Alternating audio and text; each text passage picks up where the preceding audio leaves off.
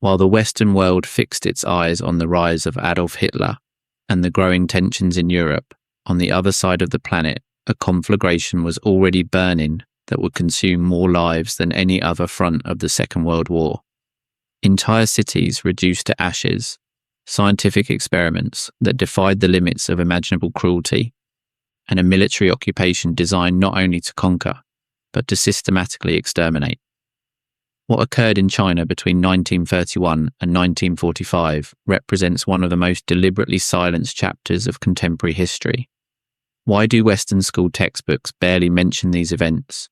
What geopolitical interests motivated this collective amnesia? And what secrets remain buried for decades under diplomatic agreements that prioritize convenience over justice? The conventional narrative places the start of the Second World War in September 1939, when German armoured divisions crossed the Polish border in a show of force that shook the foundations of the European order.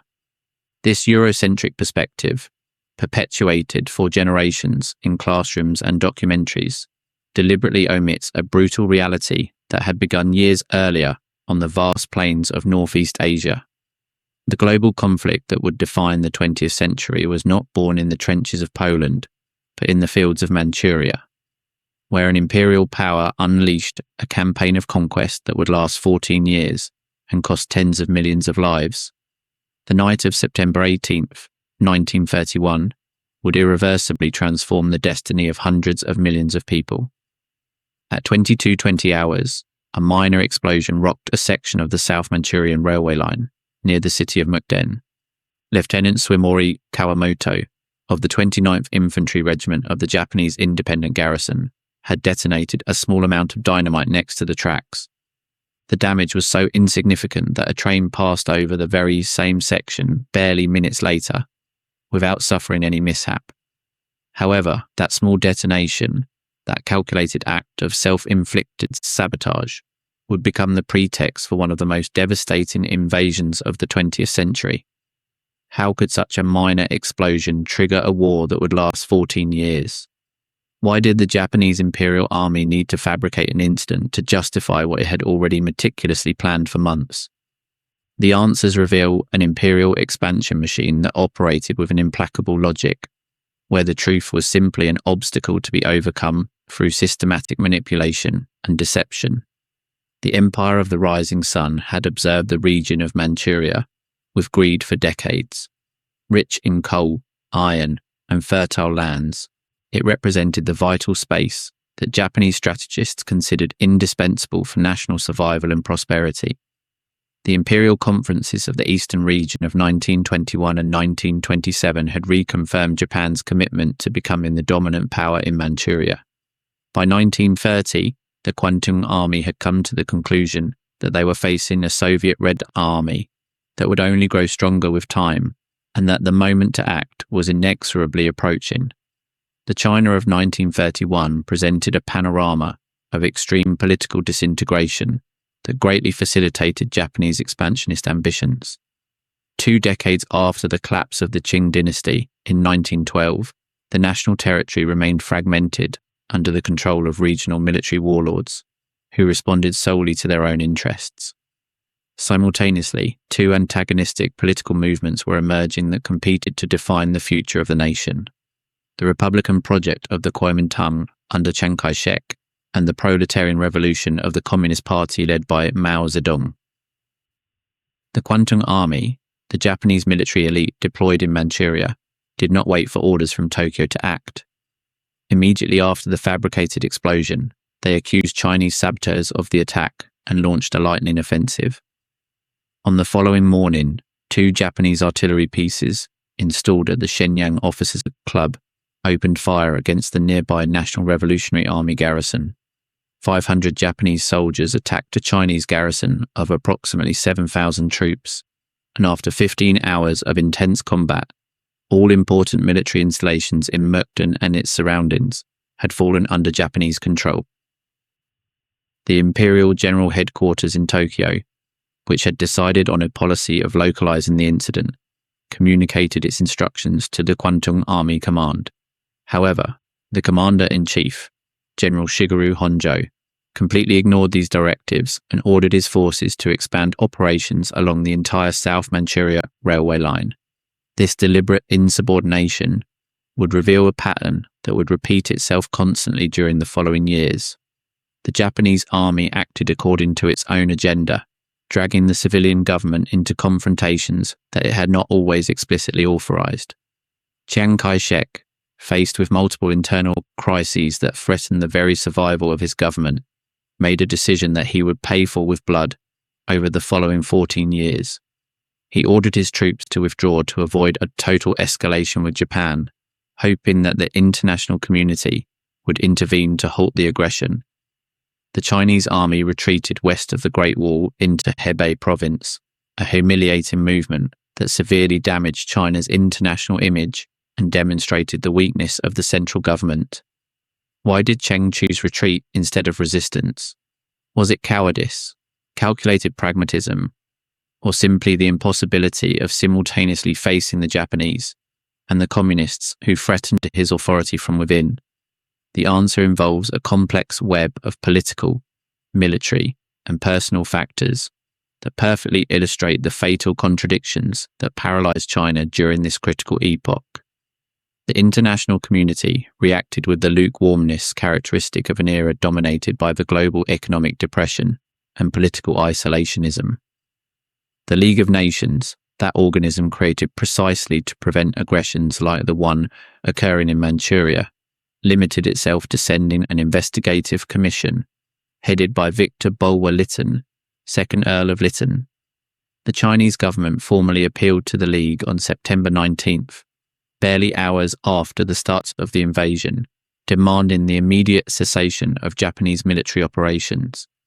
On October 24th, 1931, the League of Nations approved a resolution ordering the withdrawal of Japanese troops, establishing November the 16th as the deadline for compliance. Japan categorically rejected the resolution and insisted on direct negotiations with the Chinese government, knowing perfectly well that Beijing's weakness would allow it to impose favourable conditions without external interference. Negotiations dragged on for months without any result, while Japanese troops consolidated their control over increasingly extensive territories. On January 7th, 1932, US Secretary of State Henry Stimson issued what would become known as the Stimson Doctrine, declaring that the United States would not recognize any government established as a result of Japanese actions in Manchuria. This declaration, although symbolically important, lacked effective enforcement mechanisms. Washington was not willing to impose economic sanctions, much less consider military options against an important commercial partner in the Pacific. In March 1932, Japan established the puppet state of Manchukuo, installing the deposed Chinese Emperor Puyi as the nominal head of state.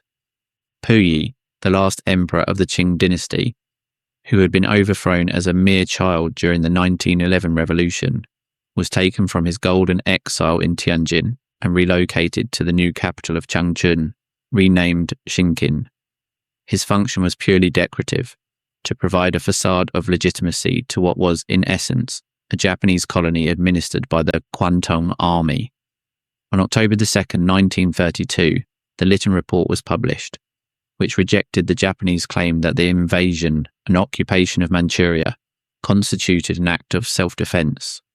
The report determined that Manchukuo was the product of Japanese military aggression in China, although it acknowledged that Japan had legitimate concerns in Manchuria due to its economic ties in the region. The League of Nations refused to recognize Manchukuo as an independent nation.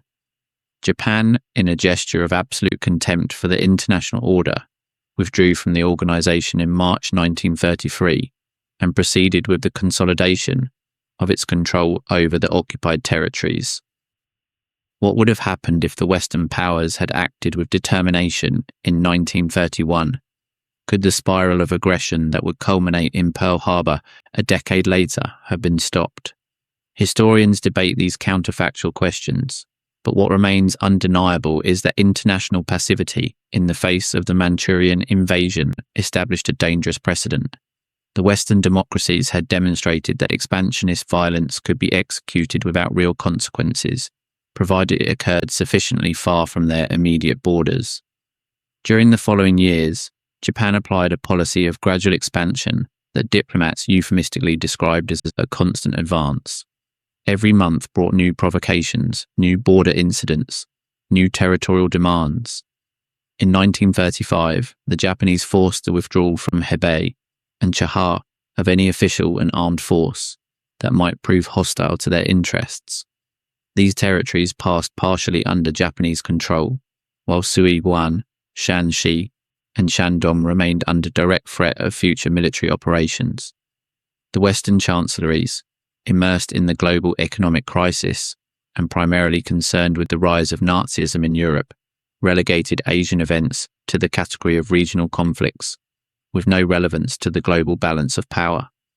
This classification was not only strategically incorrect, but it revealed a deeply rooted racial bias that minimized the importance of Asian conflicts and the lives of the affected populations.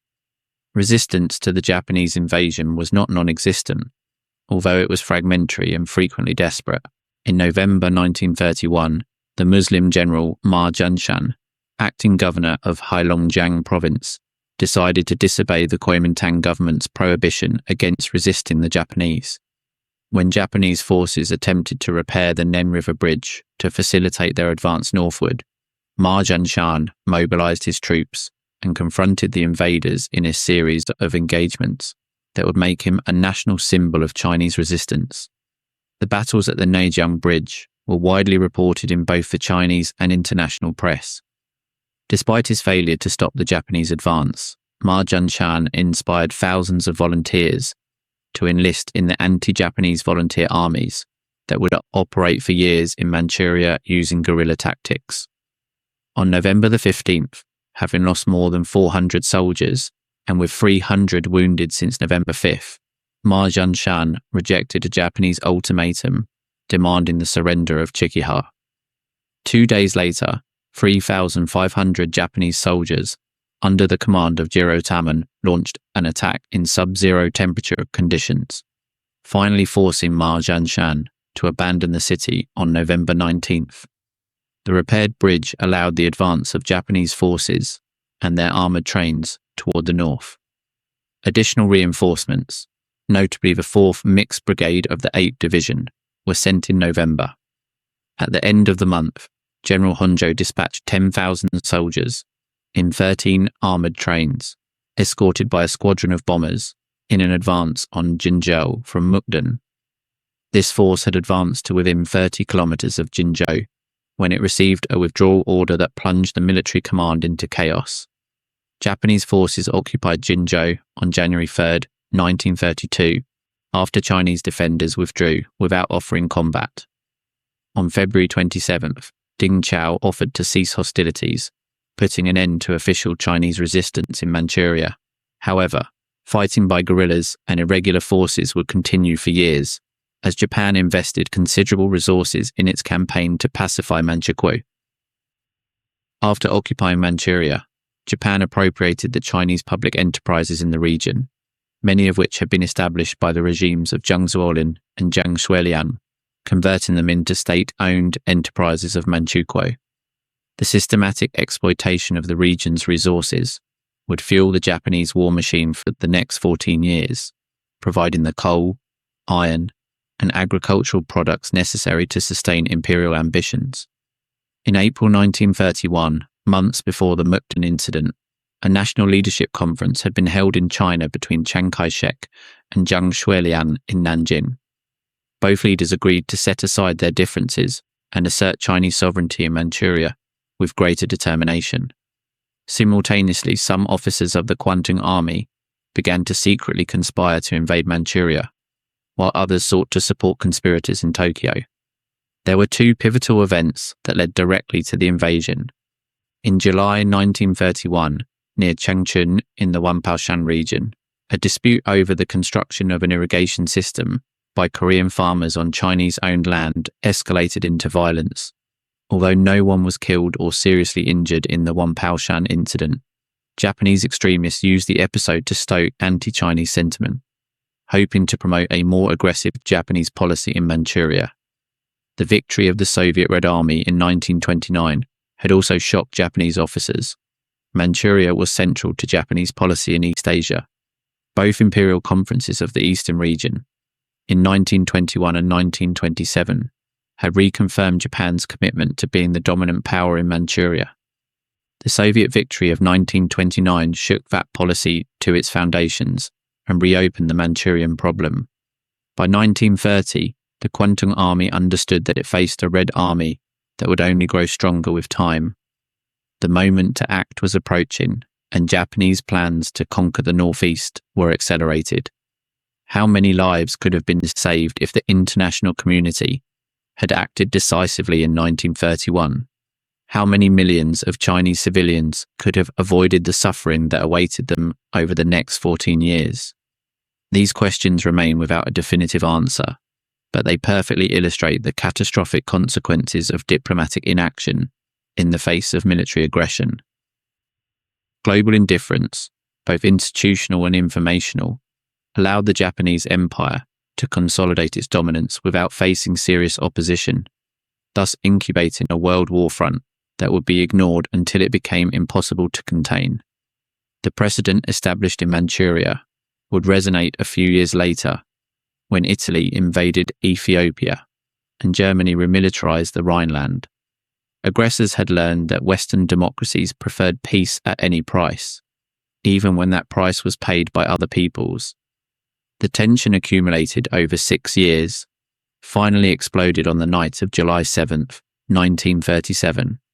A Japanese army unit conducting night maneuvers near the Marco Polo Bridge on the outskirts of Beijing claimed that one of its soldiers had disappeared. They demanded to enter the walled town of Wanping to search for him. Chinese forces refused to allow access. What followed was not just another skirmish among the many that had occurred during previous years, but the outbreak of a total war that would transform Asia over the next 8 years. The supposedly missing Japanese soldier appeared safe and sound barely hours after the initial incident, but by then it was already too late. The fighting had spread, and neither side was willing to back down. The Second World War had begun in Asia 2 years before German armoured divisions crossed the Polish border. Unlike in 1931, this time Chiang Kai-shek decided to resist. The brutality of the Japanese occupation in Manchuria, the constant territorial provocations, and growing popular pressure had made another strategic retreat impossible. Fighting rapidly spread from the suburbs of Beijing to Shanghai, and from there to all of Chinese territory. The localized conflict that the Japanese expected to resolve in a few weeks transformed into a war of national resistance that would last 8 years. Why did Chiang change his strategy in 1937? What internal and external factors convinced him that resistance, however costly, was preferable to continuous submission? The Xi'an incident of December 1936, when Chiang himself was kidnapped by his generals and forced to form a united front against Japan, had demonstrated that even his most loyal subordinates questioned the priority of fighting the communists, while the Japanese occupied national territory. Chinese public opinion, especially among urban students and intellectuals, demanded action against the foreign invader. The inaction of Western democracies in the face of this escalation was due to multiple and complex factors that revealed both the limitations of the international system of the time and the deeply rooted prejudices that distorted Western perception of the Asian conflict. There was a racial bias that minimized the importance of Asian conflicts and the lives of the affected populations. The United States remained immersed in a doctrine of isolationism that avoided any international commitment that might drag the country into another foreign war. Great Britain and France were more concerned by German rearmament than by Japanese ambitions on a continent perceived as distant and alien to their vital interests. Furthermore, commercial relations with Japan were important for many Western economies. The Japanese Empire was perceived as a bulwark against Soviet communist expansion in Asia, a lesser evil compared to the Bolshevik threat that obsessed Western elites. The widespread hope was that China and Japan would reach some kind of negotiated settlement that would stabilize the region without requiring costly external intervention. Beyond political elites, there also existed a structural media indifference that contributed to keeping Western public opinion uninformed. The coverage by Western newspapers of events in China was scarce, and when published, it was usually framed as an Asian incident without global consequences. In contrast, the Italian invasion of Ethiopia in 1935 received more headlines, editorials, and diplomatic debates. This difference did not reflect the relative severity of the conflicts, but the cultural and colonial proximity that Europe felt with Africa, as opposed to an Asia perceived as exotic and incomprehensible. The American press, in the midst of the Great Depression, prioritized domestic economic issues, relegating the war in China to secondary sections, or treating it with a neutral tone that omitted the systematic brutality of the Japanese aggression. This media blindness contributed to the public's failure to pressure their governments to act. Even when Japan established the puppet state of Manchukuo and placed the deposed Emperor Puyi as a decorative figurehead, few media outlets interpreted it as a sign of the systematic expansionism that was approaching. The Japanese war machine moved with the surgical precision of a perfectly planned military operation. Following the Marco Polo Bridge incident, the Imperial High Command lost no time in deploying a lightning campaign designed to break Chinese resistance before it could organize effectively. The objective was clear: occupy the most important urban centers, cut vital supply routes, and force a rapid surrender of the nationalist government that would allow the consolidation of Japanese dominance over all of eastern China. Beijing fell in less than 3 weeks. Japanese troops, veteran and perfectly equipped, rolled over Chinese defences with an ease that surprised even their own commanders. The forces deployed in the north of the country were mostly poorly trained militias, nominally loyal to Chiang Kai-shek, but without experience in modern combat against a mechanized army. By July 30th, 1937, both Beijing and neighboring Tianjin were under imperial control, granting Japan dominance of the railway lines heading south and direct access to the resources of Manchuria. The speed of the conquest generated panic throughout the country. Millions of refugees began to flee toward the interior, carrying their belongings in carts pulled by animals and taking their families along roads that would soon become battlefields. The massive exodus collapsed the transportation system and created a humanitarian crisis that the nationalist government was not prepared to manage. The roads turned into rivers of desperate humanity, while Japanese bombers indiscriminately attacked the columns of civilians fleeing the enemy advance. Aware that the fall of more key cities could mean the end of organized resistance, Chiang Kai-shek made a desperate decision: defend Shanghai at any cost. The cosmopolitan city, with its international concessions and its economic importance, was a symbol of China's modern power. Its loss would not only be a devastating strategic blow, but also a psychological one. If Shanghai fell rapidly, national morale could collapse completely. The Battle of Shanghai began on August 13th, 1937, and would last for 3 months of urban combat of an intensity rarely seen until then. Chinese forces attacked Japanese positions in the international concession, initiating a conflict that would transform Asia's most modern metropolis into a hell of rubble and corpses. The Japanese, initially outnumbered, requested urgent reinforcements from the archipelago's naval bases. In a matter of weeks, more than 300,000 imperial soldiers disembarked in the region, supported by an entire flotilla and combat aviation. The elite divisions of the National Revolutionary Army, including the 87th and 88th Divisions trained by German advisors, fought building by building, street by street, in a fierce resistance that proved to the world that China would not surrender without a fight. Chinese soldiers, although frequently poorly equipped compared to their adversaries, demonstrated a level of sacrifice and determination that surprised international observers accustomed to seeing China as a despicable military power, incapable of resisting a modern army. However, the technological difference was overwhelming. Japanese aviation indiscriminately bombed entire neighborhoods, turning residential areas into fields of smoking rubble.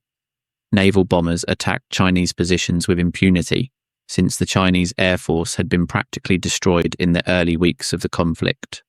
Heavy artillery turned complete districts into lunar landscapes of craters and ruins. Naval superiority allowed the Japanese to control the Huangpu River and bombard Chinese positions from multiple angles simultaneously. By November, the city had fallen. The cost was devastating. More than 200,000 Chinese soldiers killed or wounded, and a metropolis that had been the pride of Chinese modernization reduced to ruins. Foreign correspondents who witnessed the battle transmitted to the world images of destruction that rivaled the worst scenes of the First World War. One journalist described streets literally paved with corpses, buildings collapsed upon their occupants, and improvised hospitals overflowing with wounded people dying for lack of basic medical supplies. Was the sacrifice of Shanghai worth it? Did Chiang achieve his objective of demonstrating to the world that China would resist? In pure military terms, the defense of Shanghai was a disaster that consumed the best units of the Nationalist Army. But in political and psychological terms, the battle proved that China would fight, that Japanese victory would be neither quick nor easy. This prolonged resistance would force Japan to commit ever greater resources to a continental conflict it had never planned. With Shanghai under Japanese control, the next objective was inevitable: Nanjing, the nationalist capital. Chiang Kai-shek, recognizing that the city could not effectively defend itself against Japanese military power, ordered the evacuation of the government to Chongqing in the mountainous interior of the country, a region that would become China's wartime capital for the next 8 years. Nevertheless, he left a considerable garrison under the command of General Tang Shengji, hoping to delay the enemy advance and allow more civilians and resources to be evacuated to the west. The offensive on Nanjing began in December 1937. Japanese forces surrounded the city with a total encirclement strategy, cutting off all escape routes except the Yangtze River. The Chinese defense, composed of exhausted troops arriving from the bloody battles of Shanghai, held out for days under desperate conditions. Many soldiers lacked sufficient ammunition, medical supplies had run out weeks earlier, and coordination between different units was practically non-existent. The Japanese offered surrender terms that were rejected by the Chinese command. The final assault began on December the 9th, with an artillery and aviation bombardment that shattered the perimeter defences. By December 13th, Chinese lines collapsed completely. Thousands of soldiers attempted to escape by crossing the Yangtze, but the Japanese fired upon the overloaded vessels, sinking junks packed with civilians and soldiers trying to flee. Many drowned when their boats capsized under the excessive weight of desperate passengers. What followed was not a conventional military occupation, but an episode of systematic barbarity that would forever stain the reputation of the Japanese Imperial Army and remain etched in the collective Chinese memory as a symbol of Japanese cruelty. For 6 weeks, Japanese troops unleashed an orgy of violence that resulted in the death of between 200,000 and 300,000 civilians and unarmed prisoners. The exact number of victims remains disputed, but even the most conservative estimates describe one of the greatest atrocities of the 20th century. The Nanjing massacre was not a spontaneous outburst of uncontrolled military violence. It was an organized crime, tolerated and in many cases directly ordered by the hierarchy of the Japanese Imperial Army. The troops that entered the city arrived after the prolonged and bloody Battle of Shanghai, where they had suffered casualties unusually high by Japanese standards. This fact generated a deep resentment toward Chinese soldiers, whom they perceived as racially inferior, yet dangerously resilient in combat. General Matsui Iwane, commander of the Central Front, had issued vague instructions regarding the protection of civilians, but the Imperial Army lacked a military police structure capable of controlling its own troops in occupied territory. Most of the soldiers had been indoctrinated for years with ultranationalist propaganda that systematically dehumanized the Chinese, presenting them as historical enemies and racial inferiors who deserved whatever punishment was inflicted upon them. When Chinese defense lines crumbled, thousands of soldiers tried to escape the city or disguise themselves as civilians to survive the occupation. The absence of an orderly surrender process was used by Japanese troops as a pretext to justify a campaign of mass elimination. Any military-aged male could be accused of being a disguised combatant and executed without any trial. Executions began immediately after the occupation and continued for weeks. Groups of prisoners, both military and civilian, were captured and taken to the outskirts of the city or the banks of the Yangtze River. There they were murdered by the tens, hundreds, or thousands in methodically organized mass executions. Methods varied from firing squads with machine guns to beheadings with sabers used as practice by young officers seeking to demonstrate their martial valor. One of the most documented massacres occurred in the Shiguandok area, where between 50,000 and 70,000 prisoners were executed in systematic batches over several days. Some were buried alive in mass graves, others thrown into the river with stones tied around their necks to ensure they would sink. The logic was purely exterminatory, to reduce the number of potential combatants and sow a level of panic in the surviving population that would eliminate any thought of future resistance. The bodies floating in the Yangtze were so numerous that they obstructed the passage of vessels for weeks after their massacre. Sexual violence in Nanjing reached dimensions just as systematic as the mass executions. At least 20,000 women were raped during the occupation period, according to documents later compiled by international tribunals. Other estimates raised the figure to over 80,000 victims. The victims included girls as young as 7 and grandmothers over 70. In many cases, women were gang raped by squads of soldiers before being murdered to eliminate witnesses who could denounce the crimes. Japanese troops established improvised military brothels, where they held women as sex slaves for days or weeks. Pregnant women were disemboweled with bayonets, girls mutilated, and entire families forced to witness the rapes of their mothers, daughters, and sisters before being executed. Testimonies from survivors describe scenes that defied the comprehension of human capacity for cruelty. Fathers forced to rape their daughters, sons forced to participate in the rape of their mothers, grandmothers attacked in front of their grandchildren. The sadism had no apparent limits.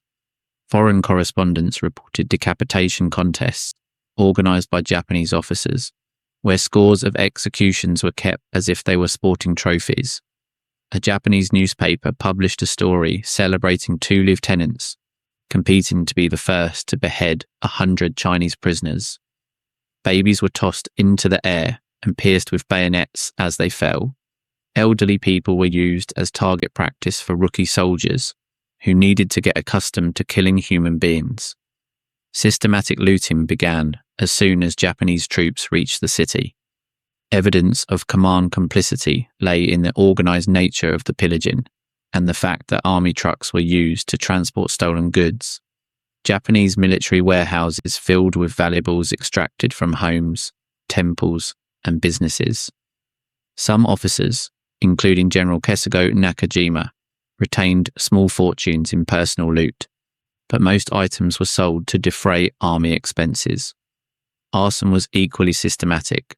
Thermite strips were efficiently used to burn down entire sections of what had been one of China's most beautiful cities. Historic neighborhoods that had survived centuries of political turbulence were reduced to ashes in a matter of hours. A subsequent study estimated that the average farmer lost the equivalent of 278 days of labor, while the average urban dweller lost 681 days. Nanjing would take more than a year to even begin its economic recovery. A group of foreign missionaries, businessmen and diplomats attempted to create an international safety zone within the city to protect the civilian population from the massacre. Among them stood out John Rabe, director of the Siemens Company in China, and paradoxically, a member of the German Nazi Party, who used his status and connections to negotiate with the Japanese. This zone, covering approximately 3 square kilometers in the center of the city, came to house more than 250,000 desperate civilians seeking refuge. Although the zone managed to save tens of thousands of lives, it was repeatedly violated by Japanese soldiers who ignored foreign authority. Committee members meticulously documented the crimes through letters, reports, and personal diaries that would later serve as crucial evidence in war trials. Rabe wrote about the massacre of at least 50,000 people just in the first days of the occupation, describing scenes of mass beheadings and mass graves packed with corpses stretching as far as the eye could see. The German correspondent recounted how the streets were literally covered with bodies, how the smell of death penetrated every corner of the city, how the screams of victims could be heard during the nights as soldiers scoured houses looking for women and valuable goods. His diaries, which survived the war and were published decades later, constitute one of the most detailed and disturbing testimonies of the atrocities. George Fitch, director of the YMCA in Nanjing, secretly filmed some scenes of the massacre and managed to smuggle the films out of the city hidden in his coat. These images, along with clandestine photographs taken by Japanese soldiers, who sent them to their families as macabre souvenirs, would provide irrefutable visual evidence of the crimes. However, years would pass before this evidence became widely known outside of China. As news about the massacre began to filter abroad, Japanese authorities initiated a systematic cover-up process that would last for decades. They censored press dispatches, expelled foreign correspondents trying to report what was happening, and prohibited taking photographs in areas where atrocities were being committed. They also ordered military units to destroy bodies, burn compromising documents, and categorically deny all accusations. Nevertheless, multiple pieces of evidence survived the cover-up. Clandestine photographs taken by Japanese soldiers, detailed reports from foreign diplomats like George Fitch and Louis Smythe, letters from American and European missionaries, and testimonies from survivors were compiled by international organizations and archived for future use. This evidence would be fundamental a decade later, during the trials of the International Military Tribunal for the Far East. During the Tokyo trials, held between 1946 and 1948, several officers were accused of war crimes related to the Nanjing massacre, including General Matsui Iwani. The tribunal determined that at least 200,000 civilians had been murdered during the 6 weeks of violence. Matsui was sentenced to death and executed in 1948. However, many other perpetrators went unpunished, and the Japanese government never officially acknowledged the total number of victims, nor offered a formal state apology that satisfied China. Why does the Nanjing massacre remain so little known in the West compared to other war crimes of the Second World War? Why do Western textbooks dedicate entire pages to the Holocaust, but barely mention Japanese atrocities in Asia? The answers involve a combination of geopolitical, racial, and media factors that conspired to silence this tragedy for decades. The Nanjing massacre had consequences that transcended the immediate humanitarian tragedy. The level of violence sown by the Japanese generated millions of internally displaced persons and provoked a collapse of public administration throughout the east of the country. Paradoxically, far from facilitating a rapid surrender, as some sectors of the Japanese command had hoped, the massacre strengthened Chinese nationalist sentiment and hardened the determination to resist to the end. Chiang Kai-shek's government used the atrocities as propaganda to justify a prolonged war of resistance that would exhaust Japanese resources. For their part, the communists capitalized on widespread discontent to present themselves as the authentic force of national resistance, a message that resonated especially in rural regions, where peasants traumatized by years of occupational violence found in anti-imperialist rhetoric a coherent explanation for their suffering and a promise of future revenge. The selection of targets by the Japanese General Staff was not random, but followed a precise strategic logic designed to strangle China's capacity for resistance. The strategy consisted of capturing cities, interconnected by railway lines, seaports, and navigable rivers. Each conquest facilitated the supply of invading troops and simultaneously choked the enemy's logistical capacity. By controlling Beijing and Tianjin, they secured access to Manchuria and its industrial resources. With Shanghai, they dominated the main eastern port and Chinese international trade. With Nanjing, they decapitated the central administration of the nationalist government. Japanese troops advanced north and west from Beijing following the railway lines towards Shanxi and Inner Mongolia. They dominated Shandong and took possession of the Beijing-Hankou, Tianjin-Pukou, and Longhai railways, as well as the lines in the lower Yangtze River Valley. They possessed complete dominion of the sea, allowing them to land troops and supplies at any point on the Chinese coast. Always superior in the air, within a few months they had practically destroyed the entire Chinese air force and could bomb Chinese cities at will without effective opposition. China, with its limited infrastructure and enormous territorial expanse, could not respond with the same efficiency. Troop mobilization was precarious due to the shortage of motorized vehicles and the destruction of railway lines. Supplies were constantly scarce, and communication between different fronts was practically non-existent. Each defeat left millions of civilians exposed to occupation, and each captured city became a center for repression and systematic resource exploitation. China's major seaports were occupied, from the south to the north. In Canton, the occupation was particularly devastating because it cut off one of the main supply routes from the outside. In October 1938, the Japanese captured both Hankou and Canton, completing their dominion over the most important coastal cities. The loss of life, particularly for the Chinese, was enormous during these first years of total war. Chinese defense forces suffered from structural deficiencies that manifested dramatically in every confrontation. Beyond obsolete equipment and deficient training, the fundamental problem lay in the absence of national strategic coordination and the persistent interference of factious political interests in military decisions. Many units arrived at the front without adequate uniforms, with weapons models predating the First World War, and without basic knowledge of modern warfare tactics against a mechanized army. On the outskirts of the city of Harbin, Manchuria, stood a complex that officially operated as a water purification plant.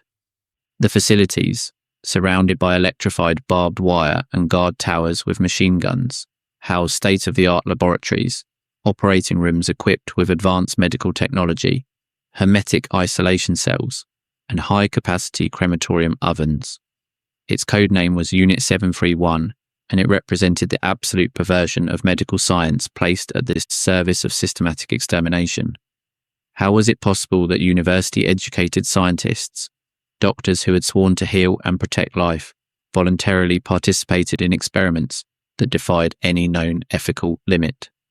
What psychological mechanisms allowed educated human beings to treat other human beings as disposable laboratory material? The answers reveal disturbing aspects about human capacity for cruelty when combined with extreme ideology and a total absence of moral supervision.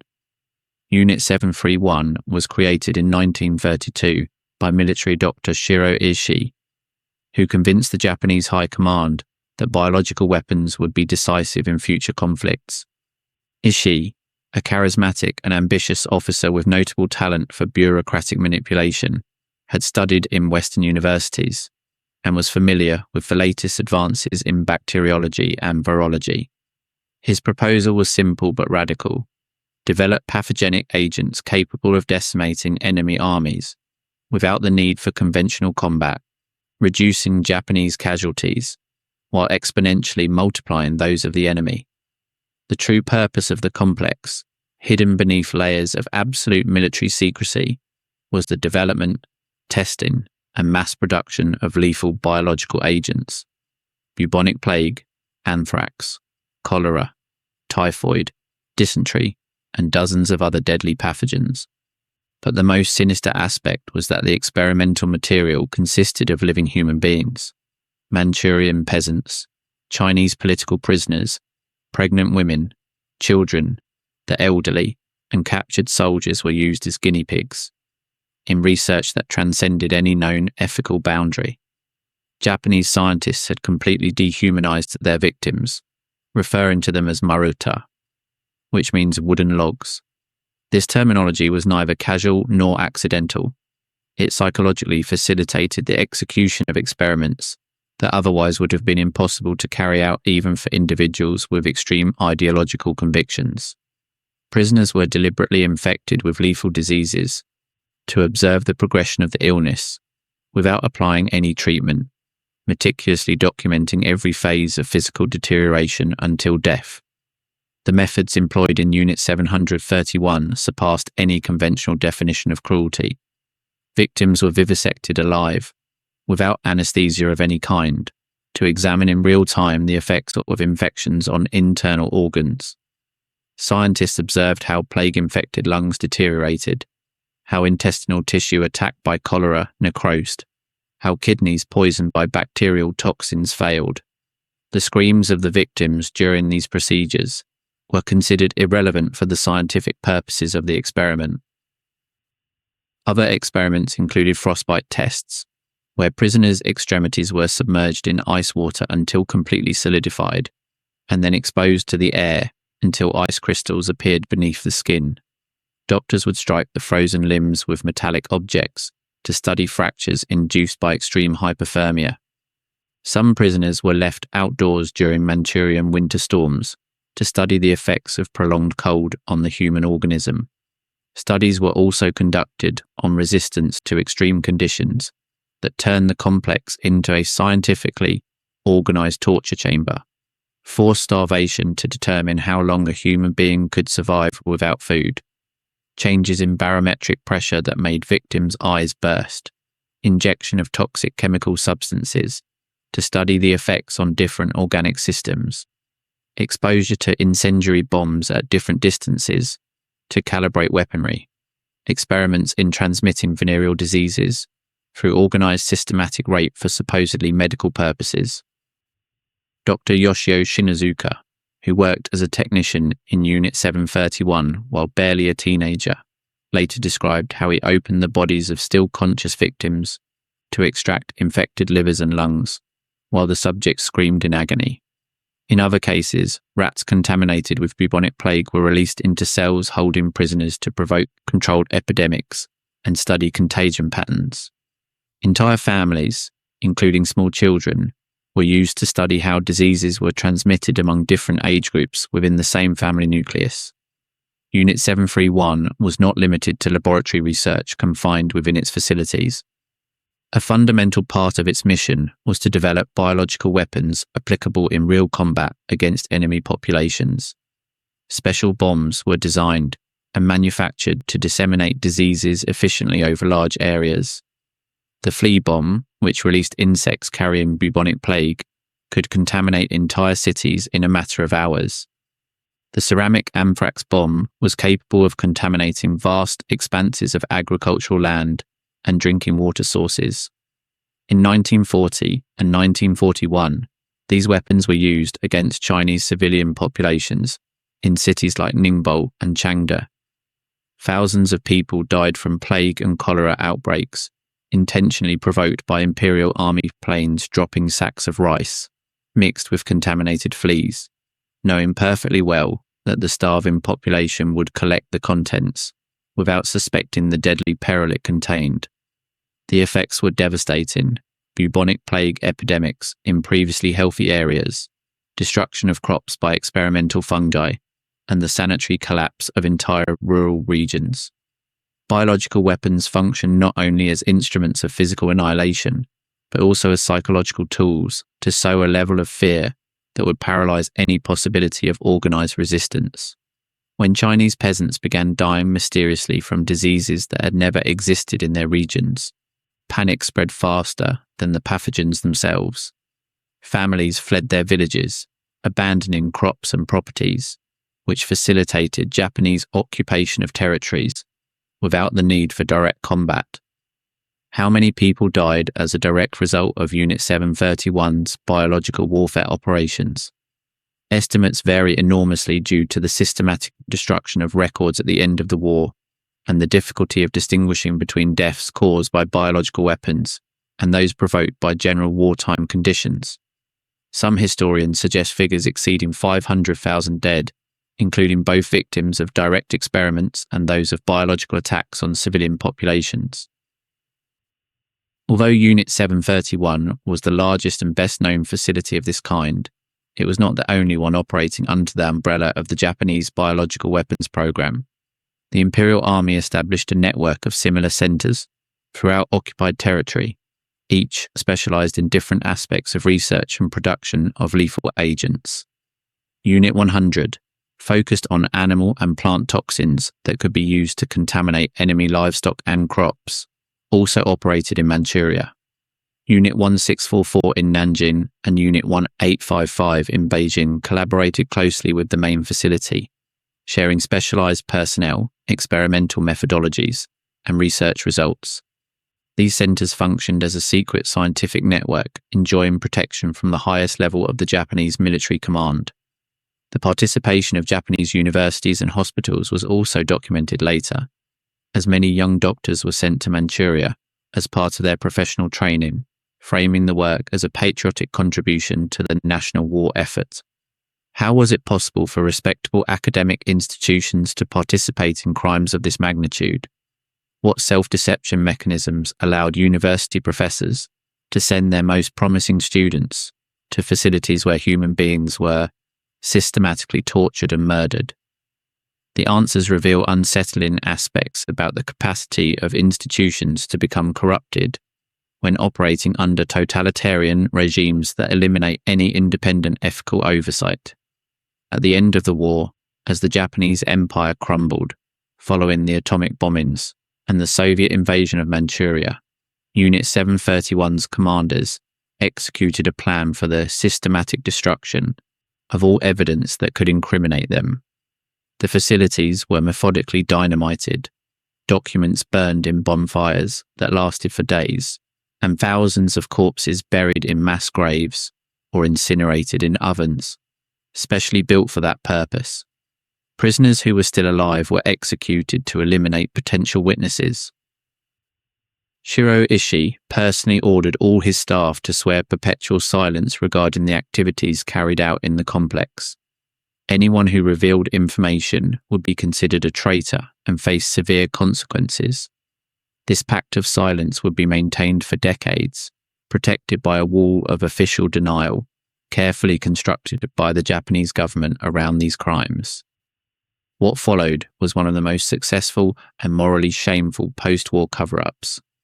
In exchange for handing over their experimental data to the US government, the top scientists of Unit 731 obtained complete judicial immunity.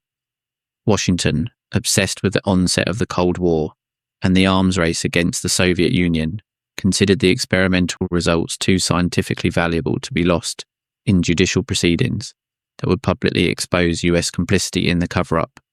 How much was the information obtained through the torture and murder of thousands of innocent victims worth?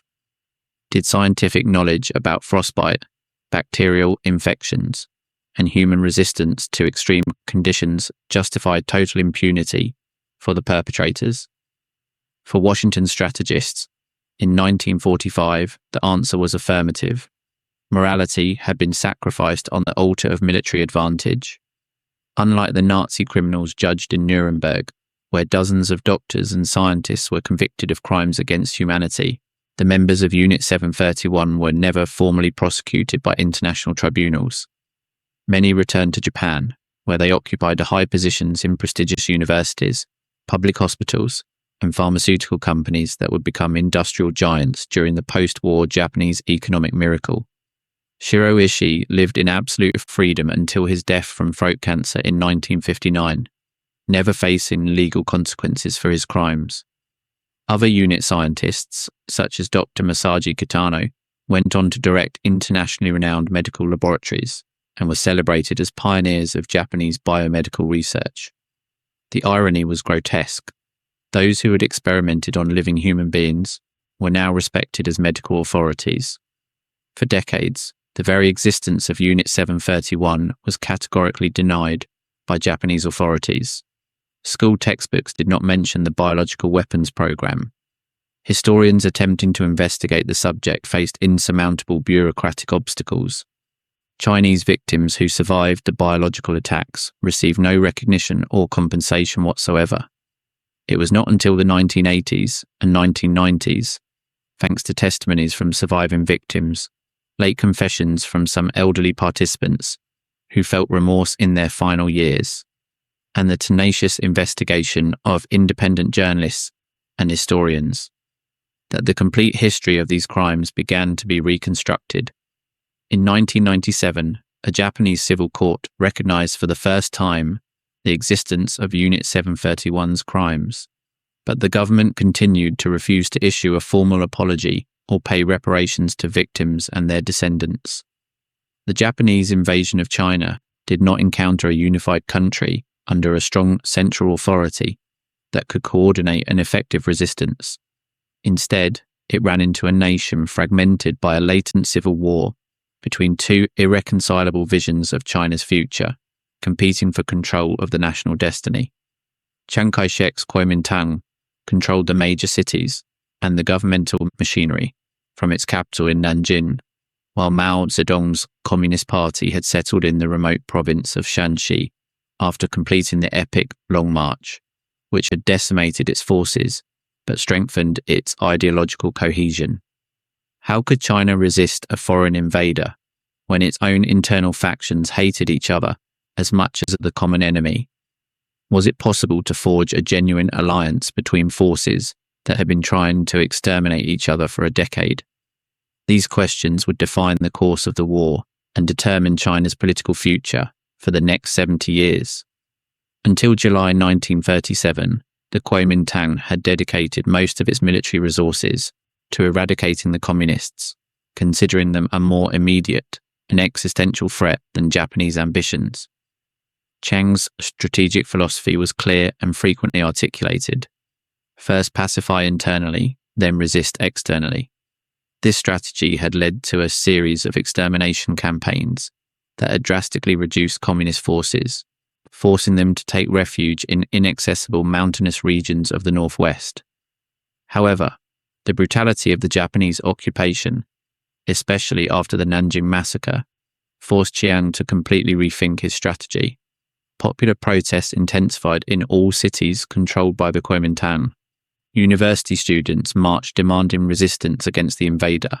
Intellectuals published manifestos denouncing governmental passivity. International pressure grew as news of Japanese atrocities filtered abroad. The spectacular Xi'an incident in December 1936 had demonstrated that even Chiang's own generals questioned the priority of fighting communists. While the Japanese occupied national territory, Zheng Xueliang, the young marshal of Manchuria, who had lost his homeland to the Japanese in 1931, kidnapped Chiang during a military inspection tour and held him prisoner for 2 weeks, demanding an end to the civil war and the formation of a united front against Japan. The ensuing negotiations involved communist representatives, including Zhou Enlai, who travelled personally to Xi'an to mediate. The result was an agreement that released Chiang in exchange for his commitment to form an anti-Japanese coalition. Zheng Xueliang voluntarily accompanied Chiang back to Nanjing as a gesture of good faith, where he was immediately arrested and would remain under house arrest for the next 50 years, a forgotten prisoner of history. The Second United Front was formally announced in September 1937, a few weeks after the outbreak of total war. Under the terms of the agreement, the Communist Party agreed to formally subordinate itself to Kuomintang military command, while both forces committed to fighting together against the foreign invader. The Communist Red Army was nominally reorganized as the 8th Route Army under the Nationalist command structure, and the Southern Communist guerrillas were consolidated as the new 4th Army. In practice, this alliance was fragile from day one, characterized by deeply rooted mutual distrust, constant covert sabotage, and fundamentally divergent strategic objectives. Both sides understood that the war against Japan was temporary, but the struggle for control of China would be permanent. Every tactical decision was evaluated not only for its effectiveness against the Japanese enemy, but also for its implications regarding the inevitable future confrontation between nationalists and communists. The tactical differences between nationalists and communists reflected completely opposing visions of modern warfare and how resistance against a technologically superior enemy should be waged. The Kuomintang favoured a conventional war strategy focused on defending key cities, protecting vital railway lines, and maintaining fortified positions that demonstrated the continuity of the Chinese state. This approach required well-equipped regular troops, heavy artillery, and air support, resources that Chiang hoped to obtain through foreign military aid, especially from the Soviet Union and later the United States. The Communist Party, by contrast, had developed a sophisticated doctrine of guerrilla warfare based on its experience during the Long March and years of survival in the mountains of Jiangxi. Small mobile units harassed the enemy through night ambushes, disrupted supply lines by attacking vulnerable convoys, and quickly retreated to safe bases in rural territory before the enemy could concentrate superior forces against them. This strategy, theoretically subordinated to nationalist command, in reality allowed the communists to expand their territorial and political influence in regions where Kuomintang authority was weak or non-existent. Which of the two strategies was more effective against the Japanese? Was it worth sacrificing the best divisions of the nationalist army in conventional battles they inevitably lost? Or was it smarter to conserve forces through guerrilla tactics that wore down the enemy without risking catastrophic defeats? Historians continue debating these questions, but it is undeniable that both strategies had enormous costs for the Chinese civilian population, caught between the different sides. Communist liberation bases multiplied across the north and east of the country, gaining control in regions where Kuomintang presence was nominal or non-existent. The communists established parallel administrations, collected their own taxes, organized local militias, and promoted agrarian reforms that redistributed lands from absentee landlords among poor peasants. This territorial expansion frequently occurred at the expense of both the Japanese and nationalist authorities, creating a situation of triple sovereignty in vast rural areas.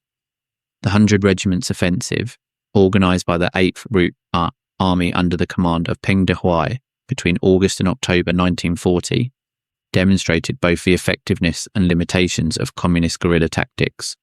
Tens of thousands of guerrillas simultaneously attacked railway lines, Japanese fortifications, coal mines, and communication centres in Hebei and Shanxi provinces. The operation caused significant damage to Japanese infrastructure and proved that communist forces were capable of coordinating large-scale operations. However, the offensive also provoked massive reprisals against civilians that would permanently alter the nature of the Japanese occupation. The Japanese command responded with the Three Alls policy: kill all, burn all, destroy all. Entire villages were razed, crops torched, wells poisoned, and populations forcibly displaced.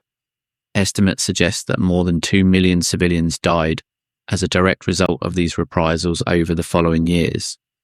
This pattern would repeat itself constantly for the rest of the war.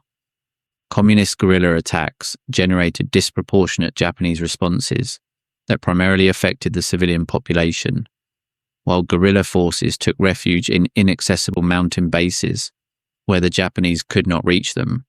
Peasants were trapped in a cycle of violence where any collaboration, real or suspected, with either side could result in brutal punishment by the other. The Communist Party also implemented a radical agrarian reform policy in areas under its control that fundamentally transformed traditional social structures. They redistributed landlord properties, organised popular councils to administer villages, established parallel justice systems that prosecuted collaborators and exploiters, and created networks of political education that indoctrinated the population with Marxist ideology adapted to Chinese conditions. This strategy not only consolidated communist political power in the liberated areas, but also provided growing legitimacy among the peasantry, which constituted the vast majority of the Chinese population. Peasants who had suffered for generations under oppressive tenant farming systems saw the communists as a force that genuinely defended their interests. This connection with the rural masses would become the Communist Party's decisive advantage in the civil war that would follow the Japanese defeat. As the war progressed, cooperation between nationalists and communists progressively deteriorated until it became openly, barely disguised hostility. Both sides avoided sharing crucial intelligence about Japanese movements. They hid their own troop positions to prevent the supposed ally from using them strategically. They accused each other of sabotage, treason, and collaborating with the enemy in propaganda directed at both domestic and international audiences. The Kuomintang went so far as to establish a military blockade around communist zones, preventing them from receiving weapons, ammunition, and supplies from Allied missions. Hundreds of thousands of nationalist troops that could have been used against the Japanese were deployed to contain communist expansion. This diversion of resources significantly weakened the war effort against the foreign invader, but Chiang considered the long-term communist threat to justify the sacrifice. For their part, the communists promoted anti-nationalist propaganda in their zones of influence, denouncing Chiang Kai-shek as a puppet of foreign interests, a corrupt, incompetent, incapable of defending China, and a traitor who prioritized civil war over national resistance. This psychological warfare constantly undermined the morale of nationalist troops and fed popular discontent toward a central government struggling to maintain its authority. The definitive breaking point came in January 1941 with the New Fourth Army incident, also known as the South Anhui Massacre. Kuomintang troops ambushed a column of the Communist New Fourth Army moving north following orders, supposedly agreed upon by both sides. The attack resulted in the death of thousands of communist soldiers and the capture of their commander, Ye Tin, who would remain a prisoner until the end of the war. Mao Zedong considered this attack an unforgivable betrayal that revealed the true intentions of the Kuomintang. From that moment on, the Second United Front was effectively broken, although it continued to exist nominally to maintain appearances before Western allies providing military aid to China. Actual military cooperation between the two sides ceased almost completely, and communist forces operated completely independently for the remainder of the war. Who was responsible for the collapse of the anti-Japanese alliance? Was it Chiang's intransigence, obsessed with destroying the communists, even at the cost of weakening national resistance? Or was it Mao's expansionist ambitions, using the war to build a power base that would eventually allow him to conquer all of China? The answers depend largely on the ideological perspective of the observer, but the consequences were undeniable.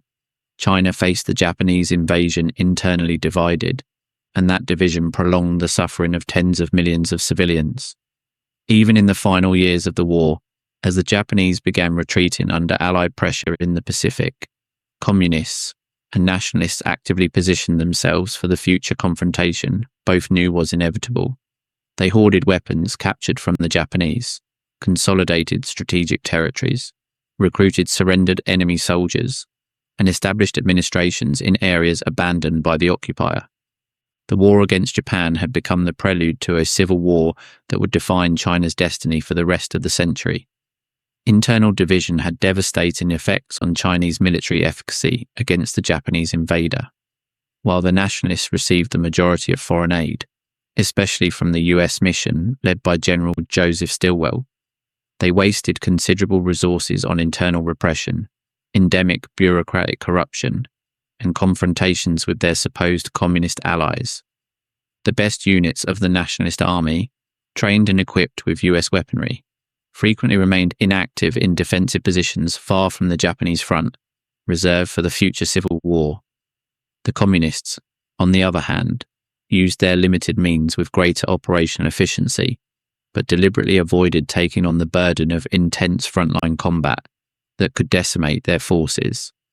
They allowed the Kuomintang to absorb the most devastating Japanese offensives, while they expanded their influence in rural areas where resistance was less costly. This strategy preserved communist forces for future confrontation, but objectively weakened the national effort against the invader. The civilian population was caught in this complex web of conflicting loyalties, where any decision could prove fatal. In many regions, peasants were forced to choose between factions demanding exclusive loyalty. Collaborating with communists meant risking execution by the Kuomintang or Japanese reprisals. Collaborating with nationalists could mean being denounced as a traitor by the communists when they controlled the area. Not collaborating with anyone was impossible when all sides demanded taxes, recruits, and supplies. This situation generated widespread distrust toward any authority, demoralized broad sectors of the country who simply wanted to survive the war, and contributed to the collapse of any effective central administration in vast rural areas where authority changed hands repeatedly according to the conflict's fluctuations. Despite being officially recognized as one of the four great Allied powers by Franklin D. Roosevelt, who included it alongside the United States, Great Britain, and the Soviet Union in his vision of the post-war world order, China was treated during most of the Second World War as a peripheral ally, useful for propaganda, but not essential for final victory. Although formally included in Allied leadership conferences and mentioned in global strategic plans, the material and logistical support it received was limited, unequal, and systematically subordinated to other priorities deemed more urgent. Why did the Western powers effectively abandon China while publicly proclaiming their solidarity with the Chinese people's struggle? What strategic, economic, and racial factors determined that the Asian front received a minimal fraction of the resources destined for the European front?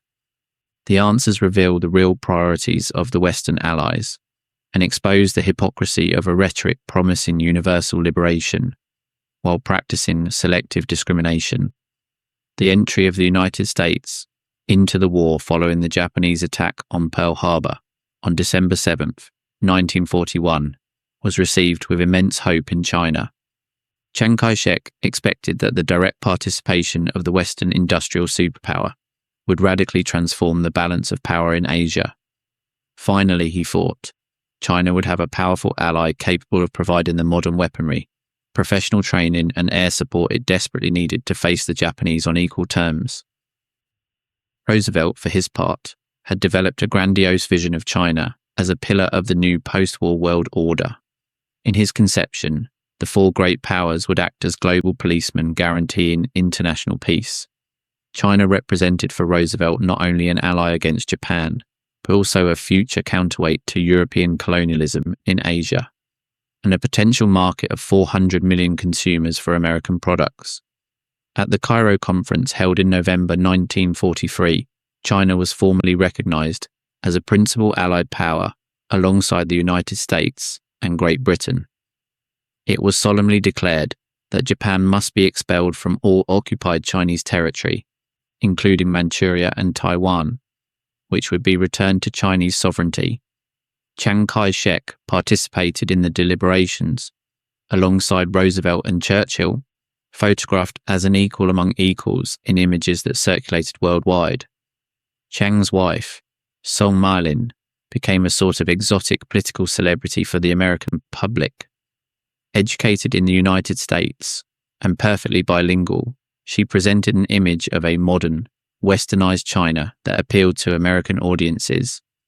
In February 1943, she addressed the US Congress in a speech, broadcast by radio to the entire nation, appealing to solidarity among democracies and requesting support for Chinese resistance. The applause was prolonged, and charitable donations increased significantly over the following weeks. However, beyond diplomatic symbolism and grandiose declarations, effective military aid was fragmentary and conditioned by priorities that rarely coincided with Chinese needs. Unlike Europe, where American troops landed massively on multiple fronts from North Africa to Normandy, China did not receive a direct presence of significant American ground combat forces. The Chinese front was considered a secondary theatre, where the main mission was keeping China in the war, so it would continue absorbing Japanese divisions that might otherwise be deployed against American forces in the Pacific. The only notable American military contribution during the early years was the creation of the American Volunteer Group, popularly known as the Flying Tigers. This air unit, formed by officially retired pilots from the American Armed Forces, technically serving as hired mercenaries, operated from bases in Burma and Yunnan, under nominal Chinese command. Their distinctive P-40 aircraft, with shark mouths painted on the fuselage, became a symbol of Allied resistance in Asia.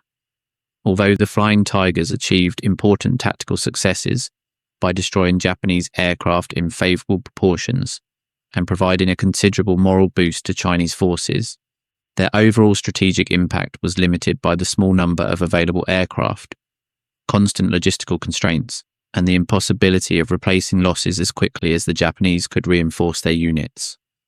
When the unit was officially incorporated into the US Army Air Force in July 1942, many original pilots opted not to renew their contracts. Geography represented a critical obstacle for any massive military support to China. After the fall of Burma to Japanese hands, during the first half of 1942, the only land route for sending supplies to China was completely cut off. The Burma Road, built with enormous effort during previous years, specifically to supply Chinese forces, had been captured along with all its equipment and supply depots. Supply then depended exclusively on the treacherous hump, an extremely dangerous air route crossing the Himalayas, from bases in India to airstrips in Yunnan. Flights over the hump faced extreme weather conditions with unpredictable storms, lethal altitudes for unpressurized aircraft, where oxygen deprivation incapacitated crews, and the constant threat of interception by Japanese fighters patrolling known routes. Cargo capacity limitations meant that only a fraction of the promised weaponry actually reached its destination. C-46 and C-47 transport planes could carry only a few tons each, and losses from accidents and enemy attacks further reduced the total volume of delivered supplies. During 1943, the monthly tonnage transported over the Himalayas barely exceeded 5,000 tons, an insignificant amount compared to the needs of an army fighting on multiple fronts simultaneously. Meanwhile, Chiang fought desperately to hold his front against Japan together, while simultaneously facing internal pressures from rival factions within his own Kuomintang. The growing communist threat in the north, the endemic corruption of his administration, and the progressive demoralization of troops who had been fighting for years, without victory or clear hope. The relationship between Washington and the nationalist government in Chongqing became dramatically complicated with the arrival of General Joseph Stilwell as head of the US military mission in 1942. Stilwell, nicknamed Vinegar Joe for his sour temperament and brutal frankness, was a pragmatic military man with deep knowledge of China. Where he had previously served as a military attaché, he spoke fluent Mandarin and despised the diplomatic formalities he considered obstacles to military efficiency.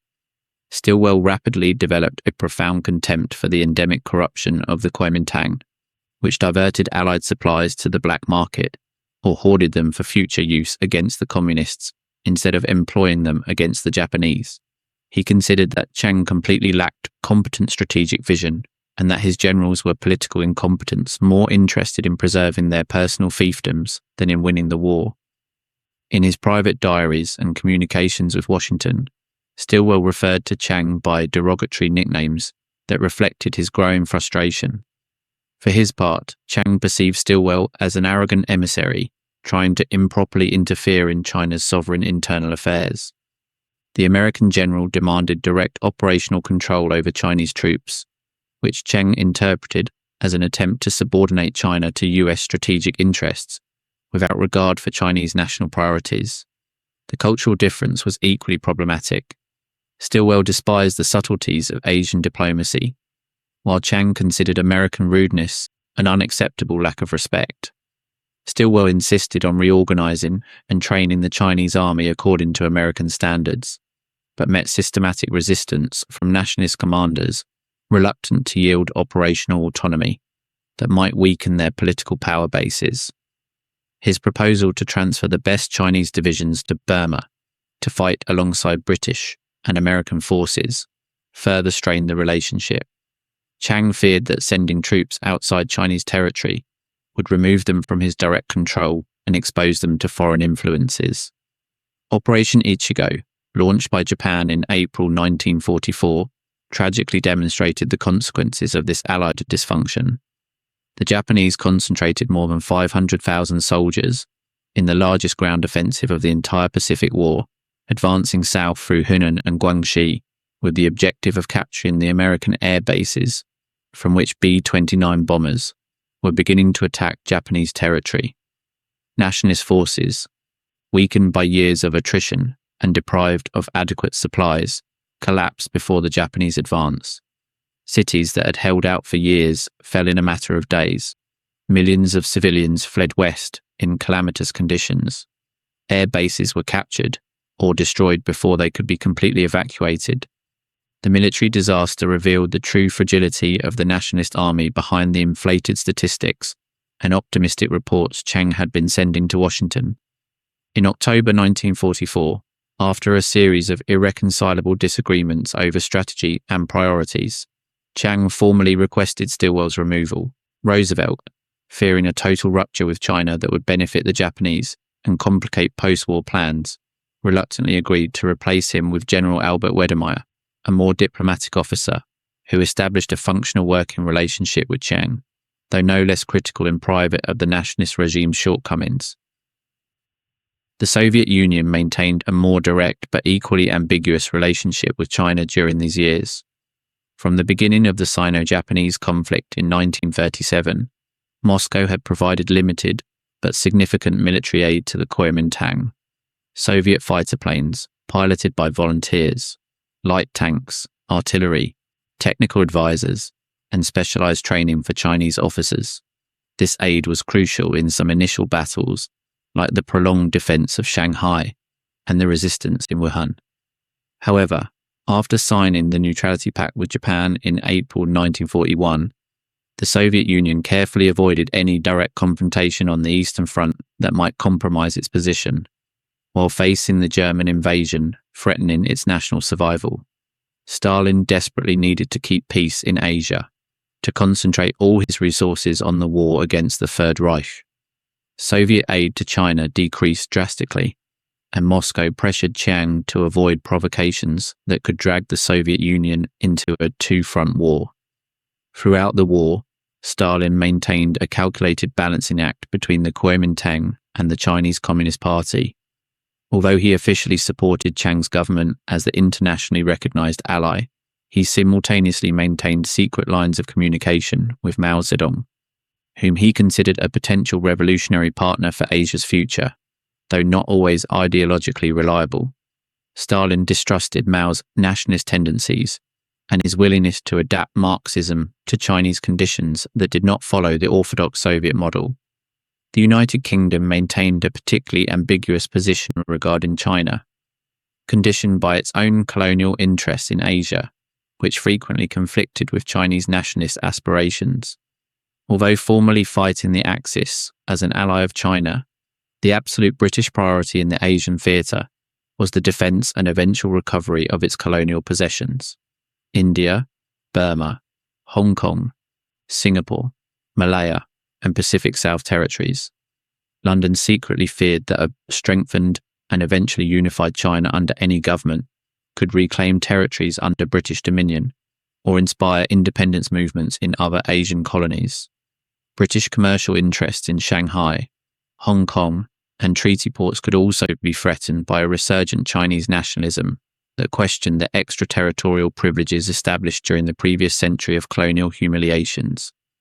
As a result, British aid to China was primarily symbolic and subordinated to more immediate imperial priorities.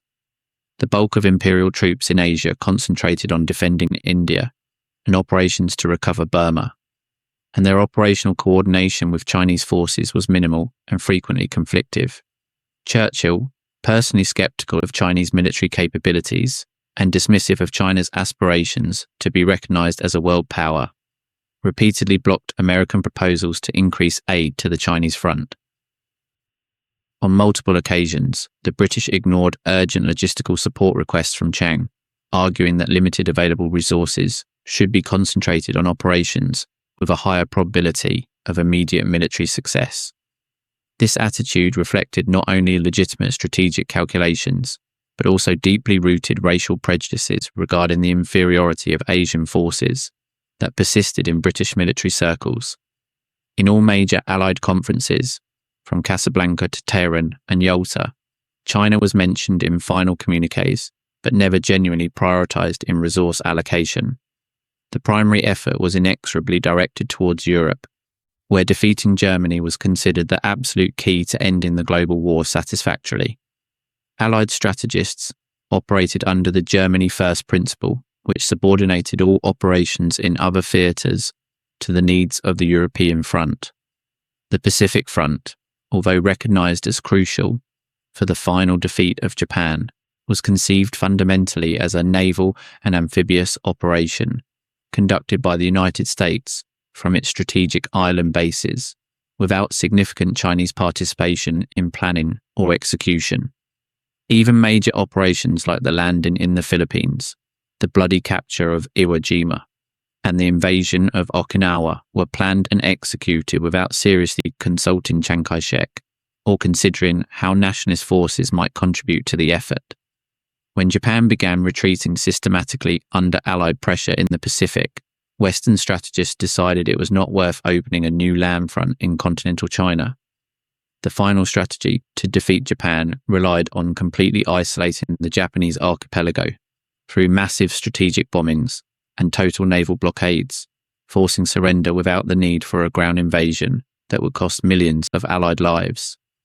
Would the course of the war have been different if the Allies had provided China with the support they publicly promised? How many Chinese lives would have been saved if the Asian front had received a fraction of the resources destined for Europe? These questions remain open, but what is undeniable is that deliberate strategic abandonment unnecessarily prolonged the suffering in China. The lack of significant direct Allied intervention allowed Japan to maintain its most brutal and experienced divisions on the continent, continuing the systematic repression of civilian populations and extracting resources without real military opposition until the final days of the war. While American bombings devastated Japanese cities and the naval blockade strangled the archipelago's economy, occupation forces in China continued their pacification operations with the same brutality they had employed since 1937. After almost 8 years of a merciless war that had devastated China and cost tens of millions of lives, the end came with a speed that surprised even the most optimistic observers. In just 3 weeks during August 1945, a concatenated series of events provoked the total collapse of the Japanese Empire, irreversibly altering the balance of power in Asia and marking the definitive end of the conflict that had begun 14 years earlier on the plains of Manchuria. On August 8, 1945, fulfilling commitments acquired at the Yalta Conference held months earlier, the Soviet Union formally declared war on Japan, unilaterally denouncing the neutrality pact it had maintained for 4 years. At dawn the next day, over 1.5 million Red Army soldiers simultaneously crossed the borders of Manchuria, Mongolia, and Korea, launching the devastating Operation August Storm, one of the fastest and most effective ground offensives of the entire Second World War. Manchuria, occupied since 1931 and administered as the puppet state of Manchukuo for 14 years, constituted the industrial heart of the Japanese Empire on the continent. The region housed the main armament factories, oil refineries, coal and iron mines, and chemical production centres that fed the Japanese war machine. Its loss would mean not only a devastating strategic blow, but the complete economic collapse of the Japanese war effort, which critically depended on these resources. The garrisons of the Kwantung Army, once the most prestigious and feared force of the Japanese Empire, were by 1945 merely a shadow of their former power. The best regiments had been progressively transferred to the Pacific Front over previous years, to defend the home islands against the American invasion that seemed imminent. The troops remaining in Manchuria were poorly equipped with obsolete weaponry, numerically reduced far below their nominal strength, and dispersed in inadequate defensive positions to face a modern, massive attack. The Soviet offensive was a masterful demonstration of modern mechanized warfare that applied all the lessons learned during 4 years of combat against the German Wehrmacht. In less than 10 days, Red Army troops overran Japanese positions, occupied key cities like Harbin, Mukden, and Changchun, and systematically destroyed every vestige of imperial control in Northeast Asia. The operation included coordinated use of mechanized infantry, tank divisions, elite paratroopers deployed behind enemy lines, and heavy bombers destroying troop concentrations and communication lines. The Red Army captured over 600,000 Japanese soldiers in battles that lasted days, not weeks, as even the most optimistic Soviet planners had anticipated. Many of these prisoners would subsequently be sent to labor camps in Siberia, where they would remain for years under conditions rivaling those the Japanese had imposed on their own victims during the occupation. Thousands would die from cold, disease, and exhaustion before finally being repatriated to Japan a decade later. What would have happened if the Soviet Union had not entered the war against Japan? Would the atomic bombs have been necessary if the threat of Soviet invasion in Manchuria had been enough to force a Japanese surrender? Historians continue debating these counterfactual questions, but what is undeniable is that Soviet intervention dramatically accelerated the Japanese collapse and transformed the balance of power in Asia in ways that would profoundly affect the Chinese Civil War that followed. Simultaneously with the Soviet offensive, the United States executed the most devastating and psychologically shattering attack in world military history. On August 6, 1945, the B-29 bomber Enola Gay, piloted by Colonel Paul Tibbets, dropped the first atomic bomb on the city of Hiroshima. The explosion instantly evaporated the center of the city, killing over 70,000 people in a matter of seconds, and leaving tens of thousands more agonizing from burns and radiation poisoning. The temperature at the epicenter of the explosion reached several million degrees, turning human beings into carbonized shadows, permanently etched onto walls and sidewalks. Buildings were destroyed within a radius of kilometers. From the point of impact, the shockwave leveled structures that had survived decades of earthquakes. Subsequent fires consumed whatever the initial explosion had left standing, creating a firestorm that lasted for days. 3 days later, on August 9th, while the Soviet invasion of Manchuria continued destroying the remnants of the Kwantung Army, a second atomic bomb was detonated over the city of Nagasaki. This second bomb, of a different design than the first, caused approximately 40,000 immediate deaths and left tens of thousands more dying slowly from the effects of radiation. The survivors, known as hibakusha, would bear the physical scars and social stigma of their exposure for the rest of their lives. The double demonstration of absolute power eliminated any illusion that might exist in Japanese military circles regarding the possibility of negotiating favourable surrender terms. The atomic bomb represented a completely new category of weaponry against which no defence was possible. A single aircraft could destroy an entire city in an instant.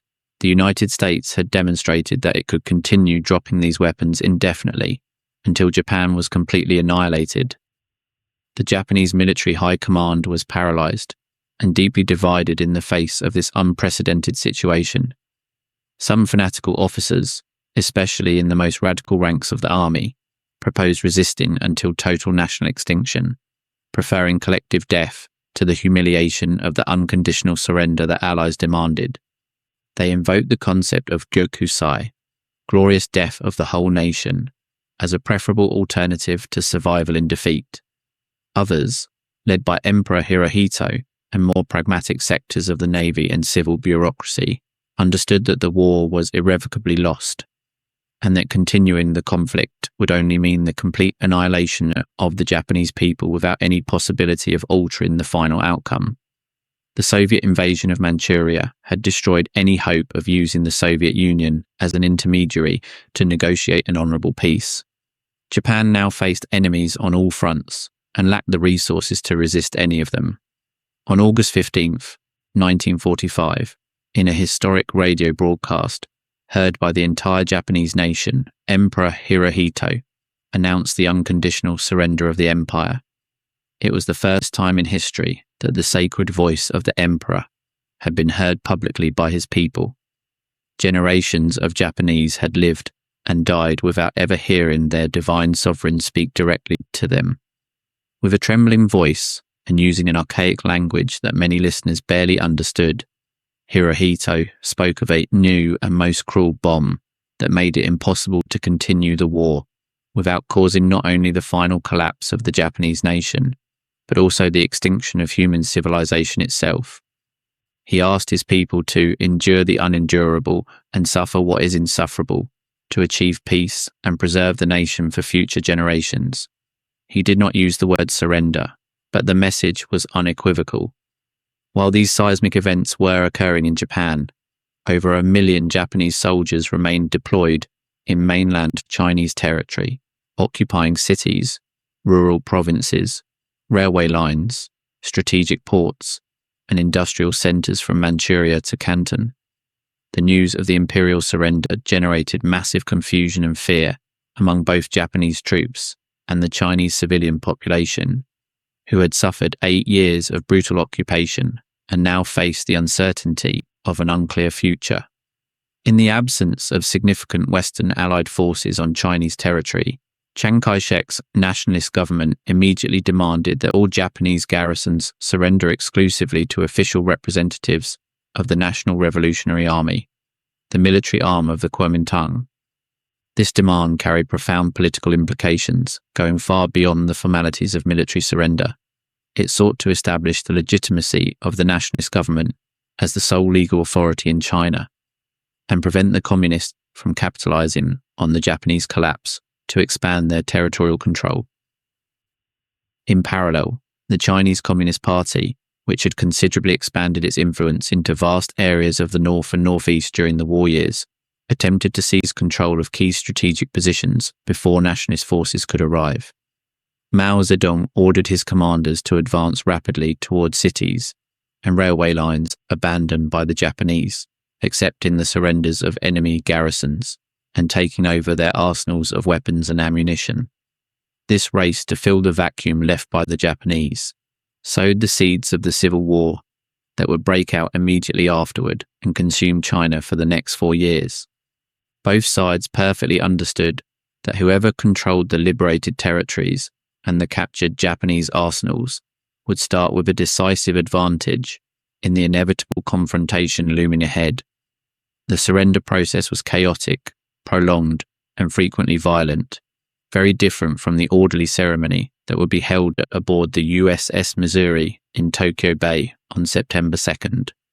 In major cities like Beijing, Tianjin, Shanghai, and Nanjing, Japanese commanders formally handed over their weapons to official Kuomintang representatives in public ceremonies that symbolized the restoration of Chinese sovereignty after 8 years of occupation. Nationalist flags replaced the rising sun banners on government buildings while crowds celebrated liberation. However, in remote rural areas and border regions, many Japanese units simply disbanded without formal ceremonies, or handed over their arsenals to local communist forces that arrived before the nationalists. Some garrisons briefly resisted, refusing to believe the emperor had actually ordered surrender. Others negotiated special conditions with communist commanders in exchange for favorable treatment. Chaos was widespread, and central authority was practically non-existent outside the major cities. In some cases, direct armed clashes broke out between nationalists and communists over control of weapons depots, industrial facilities, and newly liberated territories. The civil war that both sides had postponed for 8 years was beginning even before the Japanese surrender was completely executed. Troops that had fought nominally as allies were now facing each other as enemies, frequently using weapons captured from the Japanese against their own compatriots. The Japanese occupation had left a power vacuum that both Chinese forces were trying to fill according to their own strategic interests. The communists, with their decentralized organizational structure and mobile operations experience, frequently reached rural territories and secondary cities first. The nationalists, reliant on motorized transport and American logistical support, controlled the main communication routes and urban centers, but were slow to extend their authority into the interior. China's infrastructure at the end of the war was completely devastated after 8 years of combat, bombing, and systematic looting. Entire cities had been reduced to rubble during the battles of 1937 to 1938 and never rebuilt. Farmlands were rendered useless by bombings, chemical contamination, and the forced abandonment by millions of displaced peasants. Railway networks had collapsed after years of guerrilla sabotage and Allied bombings. The national economy was paralyzed by galloping inflation that had destroyed the currency's value. Retreating Japanese troops left behind thousands of unmarked landmines, hidden biological weapons stockpiles that would continue causing deaths for years, and prisoners in deplorable conditions requiring urgent medical attention. Internment camps where they had held Allied civilians for years were liberated, revealing scenes of extreme malnutrition, epidemic diseases, and systematic brutality. Survivors recounted stories that confirmed the worst fears about Japanese treatment of prisoners. Despite the dramatic conditions, the announcement of the Japanese surrender was celebrated with explosive jubilation throughout Free China. Millions of people poured spontaneously into the streets of Chongqing, Kunming, Chengdu, and other cities that had resisted occupation during 8 interminable years. They waved national flags in improvised processions, set off fireworks that illuminated night skies, sang patriotic hymns that had remained banned during the occupation, and paid emotional tribute to the millions of compatriots who had not lived to witness this day of victory. Chiang Kai-shek officially declared China's total victory over Japanese imperialism and was internationally recognized as one of the great victorious allies of the World War. Photographs of him appeared in newspapers globally, alongside those of Roosevelt, Churchill, and Stalin. China obtained a permanent seat on the newly created United Nations Security Council, formally crowning its status as a world power. The foreign concessions that had humiliated China for a century were abolished, and the unequal treaties revoked. However, that victory was largely symbolic, a facade hiding a much darker reality. The country was physically and morally exhausted after 14 years of nearly continuous conflict. More than 20 million Chinese had died during the war, although exact figures will never be known with certainty. Another 100 million had been displaced from their homes at some point during the conflict. The economy was destroyed, public administration collapsed, and society was deeply traumatized by experiences that would take generations to process. China was profoundly divided politically between two forces that hated each other as much as they had hated the Japanese invader and were now openly preparing for final confrontation. The fragile balance of the Second United Front had completely crumbled during the war's final years, and no diplomatic effort seemed capable of avoiding the imminent civil war. American mediation by General George Marshall, sent by President Truman to negotiate a peace agreement between nationalists and communists, would fail spectacularly against the intransigence of both sides. With the Japanese surrender and the progressive withdrawal of its occupation troops, the Eastern Front of World War II was officially closed after 14 years of conflict that had begun with a fabricated small explosion on the South Manchuria railway tracks. But for China, August 1945 did not represent true closure, but rather a painful transition into a new chapter of fratricidal violence. What would have happened if China had remained united during these 14 years of conflict?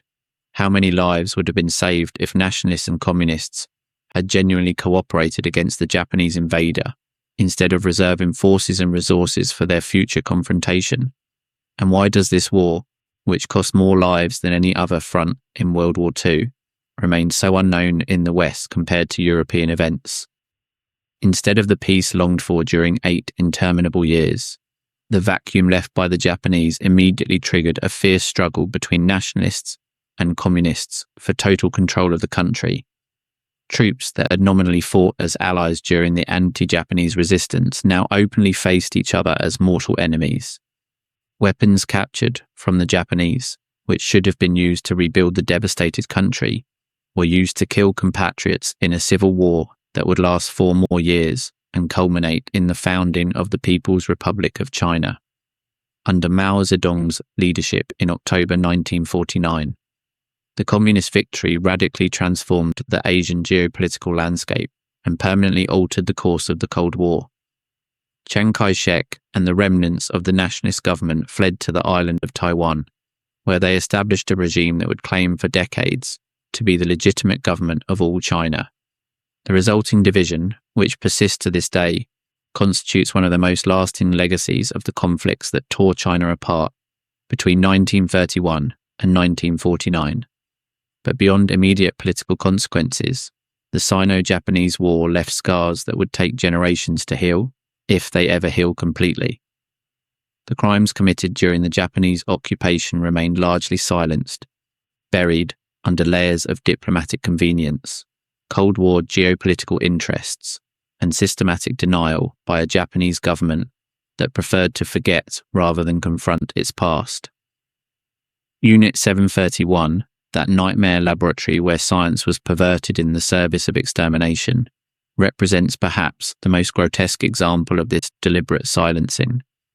The most recent estimates suggest that at least 14,000 people were murdered inside the complex's own facilities, while the biological weapons developed there caused the deaths of between 200,000 and 500,000 additional people in Chinese cities and villages through deliberate contamination of water supplies, food, and agricultural lands. How was it possible for crimes of this magnitude to remain hidden for decades? What cover-up mechanisms allowed the perpetrators not only to escape justice, but to thrive in post-war society? The answers reveal a conspiracy of silence that involved the highest levels of the American and Japanese governments. The experiments conducted in Unit 731 involved deliberately infecting prisoners, primarily Chinese prisoners of war, and civilians with lethal infectious agents, and exposing them to bombs designed to penetrate the skin with contaminated particles. There were no known survivors of these experiments. Those who did not die from infections were murdered to be studied in autopsies, and in the final days of the war, all remaining prisoners were eliminated to hide evidence. The complex eventually comprised 3,000 staff members, 150 buildings, and capacity to hold 600 prisoners simultaneously for experimental use. Thousands of human beings were used as guinea pigs and murdered just in Unit 731 alone. Additional thousands perished in other branches of Japan's extensive biological and chemical warfare program. It is unlikely that exact numbers will ever be known due to the systematic destruction of records at the war's end. Prisoners were generally well fed with a diet of rice or wheat, meat, fish, and occasionally even alcohol, aiming to keep them in normal health at the start of experiments. Then over several days, they were gradually drained of blood and deprived of nutrients and water, while their physical deterioration was meticulously documented. Some were also vivisected while remaining conscious. The terminology used by the unit's personnel reveals the total dehumanization of the victims. Prisoners were referred to as maruta, meaning wooden logs, comparing their deaths to the felling of trees. This terminology psychologically facilitated the execution of experiments that would otherwise have been impossible to carry out, even for individuals indoctrinated with ultranationalist ideology. Japanese Imperial Army surgeon Ken Yuasa later declared that practicing vivisections on live human subjects was widespread even outside Unit 731, estimating that at least 1,000 Japanese personnel members were involved in this practice on mainland China. Yuasa stated that when he performed vivisections on captives, they were all for practice rather than research, and that such practices were routine among Japanese doctors stationed in China during the war. What kind of medical training produced professionals capable of dissecting live human beings as a routine practice? What mechanisms of indoctrination transformed young men who had sworn to heal and protect life into systematic torturers, documenting their victims' agony scientifically? The answers involve a combination of racist propaganda, institutional pressure, and the total absence of ethical oversight characterizing the Japanese military system. A former member of Unit 731, insisting on anonymity, recounted his first experience vivisecting a live human being who had been deliberately infected with bubonic plague for the purpose of developing plague bombs for military use. The testimony describes how medical personnel opened the bodies of still conscious victims while meticulously documenting each phase of the organic deterioration caused by the infections. By 1939, General Shiro Ishii had condensed his laboratory discoveries into 6 potent pathogens: anthrax, typhoid, paratyphoid, glanders, dysentery, and fleas infected with bubonic plague. These agents were robust enough to unleash epidemics of considerable magnitude and resistant to aerial dispersion. This marked the beginning of the next phase of Ishii's elaborate plan, conducting field trials through military expeditions upon unsuspecting civilians, aiming to design a dissemination method that efficiently scattered pathogens in optimal concentrations for maximum devastation. His experiments involved developing biodegradable bombs containing live rats and disease-infected fleas, designed to explode mid-air, ensuring the safe descent of infected creatures to the ground. Additionally, he deployed birds and feathers contaminated with anthrax from low-flying aircraft over unsuspecting civilian populations. Food emerged as the preferred delivery mechanism for bacterial transmission. The unit maintained an inventory of uncontaminated fruits. In a specific experiment conducted by Unit 731, typhoid was introduced into melons and cantaloupes. Following the contamination process, bacterial density was measured. Once a certain density level was reached, the infected fruit was distributed to a small group of prisoners, aiming to spread typhoid through the entire group. How many people died without ever knowing their illness had been deliberately caused by scientists watching them die as part of an experiment? How many families lost loved ones to fabricated epidemics, while perpetrators documented results with scientific precision? Japanese soldiers provided testimony indicating the research program had the capacity to manufacture substantial quantities of biological agents monthly: 300 kilograms of plague, 500 to 700 kilograms of anthrax, 800 to 900 kilograms of typhoid, and 1,000 kilograms of cholera. Despite the significant production volumes, even minute quantities of these bacteria possessed the potential to cause severe harm and mass casualties. At least 12 large-scale biological weapons field trials were conducted, and at least 11 Chinese cities were attacked with biological agents. One attack on Changde in 1941 repeatedly led to approximately 10,000 biological casualties and 1,700 deaths among poorly prepared Japanese troops, mostly due to cholera spreading uncontrollably. The plague and anthrax bombs developed by Unit 731 were designed with porcelain casings, an idea proposed by Ishii in 1938, which allowed effective pathogen dispersion without destroying them via explosion heat. These bombs enabled Japanese soldiers to launch biological attacks, infecting agriculture, reservoirs, wells, and other areas with fleas carrying anthrax and plague, typhoid, cholera, and other deadly pathogens. Furthermore, poisoned food and candies were given to unsuspecting victims, particularly children who didn't suspect the deadly peril containing those seemingly innocent gifts. Plague-infected fleas, contaminated clothing, and infected supplies encapsulated in bombs were dropped over various civilian targets. The resulting cholera, anthrax, and plague are estimated to have killed at least 400,000 Chinese civilians, according to the most conservative estimates. But the scope of Japanese biological warfare ambitions extended far beyond China. In December 1944, the Japanese Navy explored the possibility of attacking California cities with biological weapons in a plan known as Operation PX, or Operation Cherry Blossoms at Night. The plan for the attack involved aircraft launching from submarine aircraft carriers over the west coast of the United States, specifically the cities of San Diego, Los Angeles, and San Francisco. The planes would disperse weaponized bubonic plague, cholera, typhus, dengue, and other pathogens in a bioterrorism attack on the American civilian population. Submarine crews would infect themselves and rush ashore on a suicide mission. Planning for Operation PX was finalized on March 26, 1945, but shelved shortly afterward due to strong opposition from Chief of General Staff Yoshijiro Umezu, who feared the catastrophic reprisals such an attack would provoke. What would have happened if this plan had been executed? How many casualties would bubonic plague epidemics have caused in the most populated cities of the American West Coast?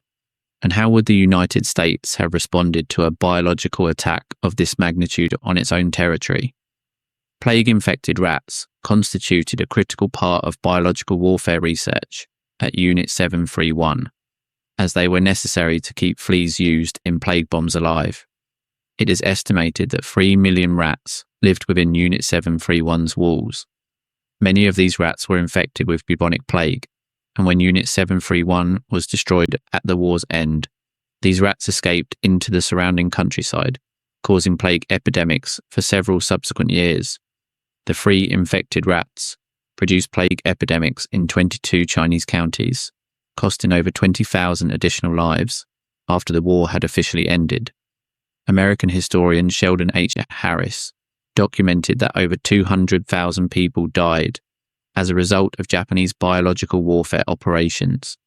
In addition to Chinese casualties, 1,700 Japanese troops in Zhejiang during the Zhejiang-Jiangxi campaign were killed by their own biological weapons while trying to release the biological agents, indicating serious problems with delivery methods that have frequently backfired.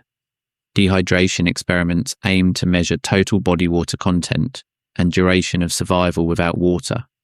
Victims were frequently subjected to starvation before testing. Staff documented their physical deterioration at regular intervals. It was said a small number of these poor men, women, and children turned into Marathas were also mummified alive in total dehydration experiments. They sweated to death under the heat of several hot, dry fans. At the time of death, corpses weighed only about 1/5 of normal body weight. Unit 731 also conducted chemical weapons field trials.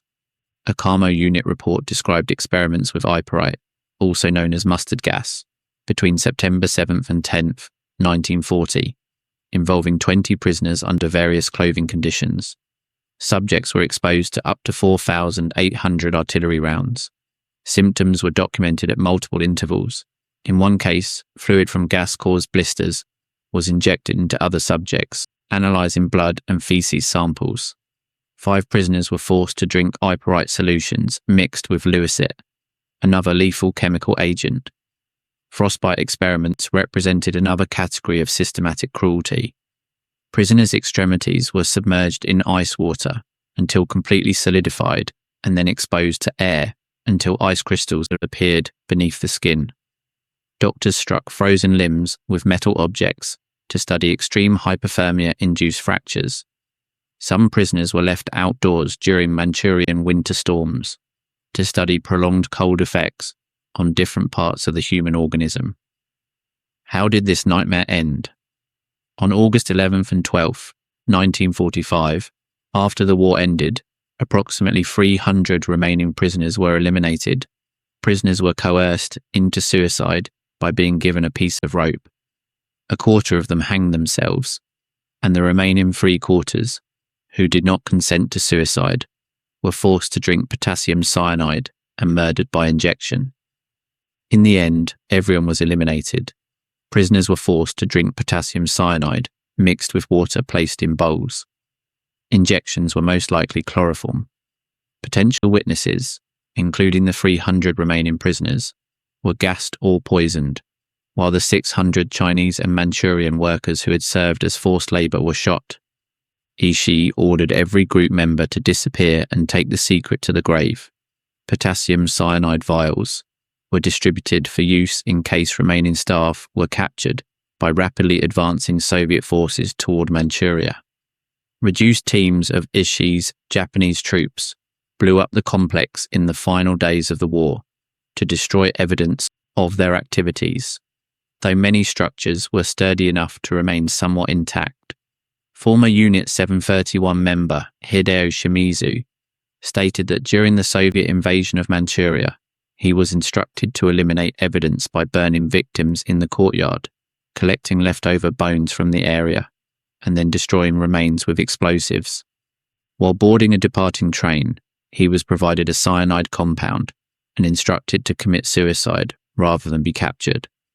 But what followed the complex's destruction represents perhaps the most shameful chapter of this whole episode.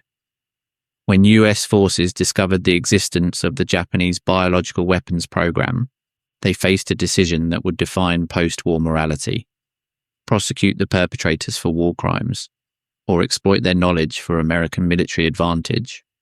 Lieutenant Colonel Murray Sanders brought information about Unit 731 to General Douglas MacArthur, who was Supreme Commander for the Allied powers and responsible for Japan's reconstruction during Allied occupations. MacArthur struck a deal with Japanese informants. He secretly granted immunity to Unit 731 doctors, including leader Shiro Ishii, in exchange for providing exclusive US access to their biological warfare research and human experimentation data. American occupation authorities monitored former unit members' activities, including reading and censoring their correspondence. Americans believed the research data was valuable and did not want other nations, particularly the Soviet Union, acquiring biological weapons data that could be used against American interests in the future. The Truman administration covered up the unit's crimes and paid stipends to former staff members in exchange for cooperation and silence, while 12 Unit 731 members were tried by the Soviet Union in the 1949 Khabarovsk war crimes trials and sentenced to prison. Many key figures, including Ishii, obtained complete immunity from the American government. How much was the information obtained through torture and murder of thousands of innocent victims really worth? Did scientific data on frostbite, bacterial infections, and human resistance to extreme conditions justify total impunity for their perpetrators? For Washington strategists obsessed with the nascent Cold War, the answer was affirmative. Morality had been sacrificed on the altar of perceived military advantage. Unlike Nazi criminals judged in Nuremberg, where dozens of doctors and scientists were convicted of crimes against humanity and several executed, Unit 731 members were never formally prosecuted by Western international tribunals. Many returned to Japan, occupying high positions in prestigious universities, public hospitals, and pharmaceutical companies that would become industrial giants during Japan's post-war economic miracle. Shiro Ishii lived in absolute freedom until his death from throat cancer in 1959, never facing legal consequences for his crimes. Other unit scientists went on to direct internationally renowned medical laboratories and were celebrated as pioneers of Japanese biomedical research. The irony was grotesque. Those who had experimented on live human beings, as if they were wooden logs, were now respected as medical authorities who saved lives. For decades, Unit 731's very existence was categorically denied by Japanese authorities. School textbooks did not mention the biological weapons program. Historians attempting to investigate faced insurmountable bureaucratic obstacles. Chinese victims who survived biological attacks received no recognition or compensation for their suffering. Japanese historian Saburo Ienaga filed a lawsuit because the Ministry of Education rejected his history textbook, claiming it revealed too much of the war's negative side. An example of language Ienaga had to remove to publish his textbook read as follows: a biological warfare detachment, Unit 731, was established in Harbin's suburbs and for several years conducted experiments on foreign prisoners, including thousands of Chinese. It was not until the 80s and 90s, thanks to survivor victim testimonies, late confessions from some elderly participants feeling remorse in their final years, and tenacious independent journalist and historian investigations, that the full history of these crimes began being reconstructed. The Japanese government did not acknowledge the atrocity until 1988, and even then, did not apologize for what occurred. On August 28, 2002, the Tokyo District Court formally recognized for the first time that Japan had conducted biological warfare in China and held the state responsible for related deaths. However, although Tokyo courts recognized in 2002 that Unit 731 had been involved in biological warfare research, until 2011 the Japanese government made no official acknowledgement of atrocities committed against test subjects and rejected Chinese government requests for DNA samples to identify human remains, including skulls and bones, found near an army medical school. In 2018, Japan's National Archives released the names of 3,607 Unit 731 members, providing for the first time official documentation on the scale of personnel involved in these crimes. Unit 731's legacy raises significant ethical questions regarding medical research and wartime conduct that continue resonating today. Is it ethical to use data obtained through unconsented human experimentation? Should scientific results from these experiments be destroyed or preserved for future medical benefit? And how do we reconcile the imperative of justice for victims with the reality that many perpetrators died without facing consequences? But Unit 731 represents only a fraction of atrocities committed during Japan's occupation of China. The Nanjing Massacre, indiscriminate bombings of civilian cities, systematic use of sexual slaves known as comfort women, forced labor in mines and factories, food confiscation causing massive famines. The list of crimes is endless, and victims number in the millions. Why do these events remain so unknown in the West compared to the European Holocaust? Why do Western textbooks dedicate entire chapters to Nazi crimes but barely mention Japanese atrocities in Asia? Answers involve a combination of geopolitical, racial, and media factors conspiring to silence this tragedy for decades and continuing to distort our World War II comprehension. The post-war alliance between the United States and Japan, considered essential to contain communist expansion in Asia, required a narrative minimizing Japanese crimes and facilitating Japan's rehabilitation as a democratic partner. Chinese victims, governed after 1949 by a communist regime hostile to the West, lacked voice in international forums where official historical memory was constructed. The structural racism that minimized Asian sufferings during the war continued operating afterward. Lives lost in Asia simply did not weigh as heavily on Western conscience as lives lost in Europe. Victim faces were too different, too distant, too alien to generate the same empathy as European victims of Nazism. And yet, numbers speak for themselves.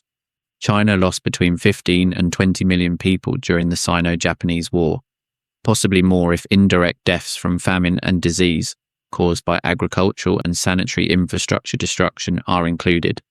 This figure exceeds combined losses of all Western European countries during World War II. It represents a significant percentage of China's population at the time, leaving demographic and psychological scars taking generations to heal. Material destruction was equally catastrophic. Entire cities were reduced to rubble. Irrigation systems functioning for centuries were destroyed. Railways, roads, and bridges were dynamited. Factories were dismantled and transferred to Japan or simply burned. China's economy, having begun modernization during prior decades, was set back decades by war devastation. But perhaps the most profound legacy of these 14 conflict years was the political transformation it produced. The Sino-Japanese War effectively destroyed the Kuomintang as a viable political force. The nationalist government emerged from conflict corrupt, demoralized, and disconnected from rural masses, constituting China's vast majority. Its best troops were decimated in conventional battles against a technologically superior enemy. Its economic base was destroyed by Japanese occupation of the most developed coastal regions. The Communist Party, conversely, emerged enormously strengthened from the conflict. Its guerrilla warfare strategy allowed conserving forces while expanding territorial and political influence.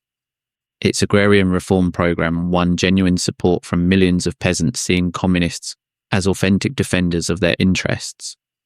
its propaganda effectively capitalized on nationalist failures to present itself as the only force capable of unifying and modernizing China.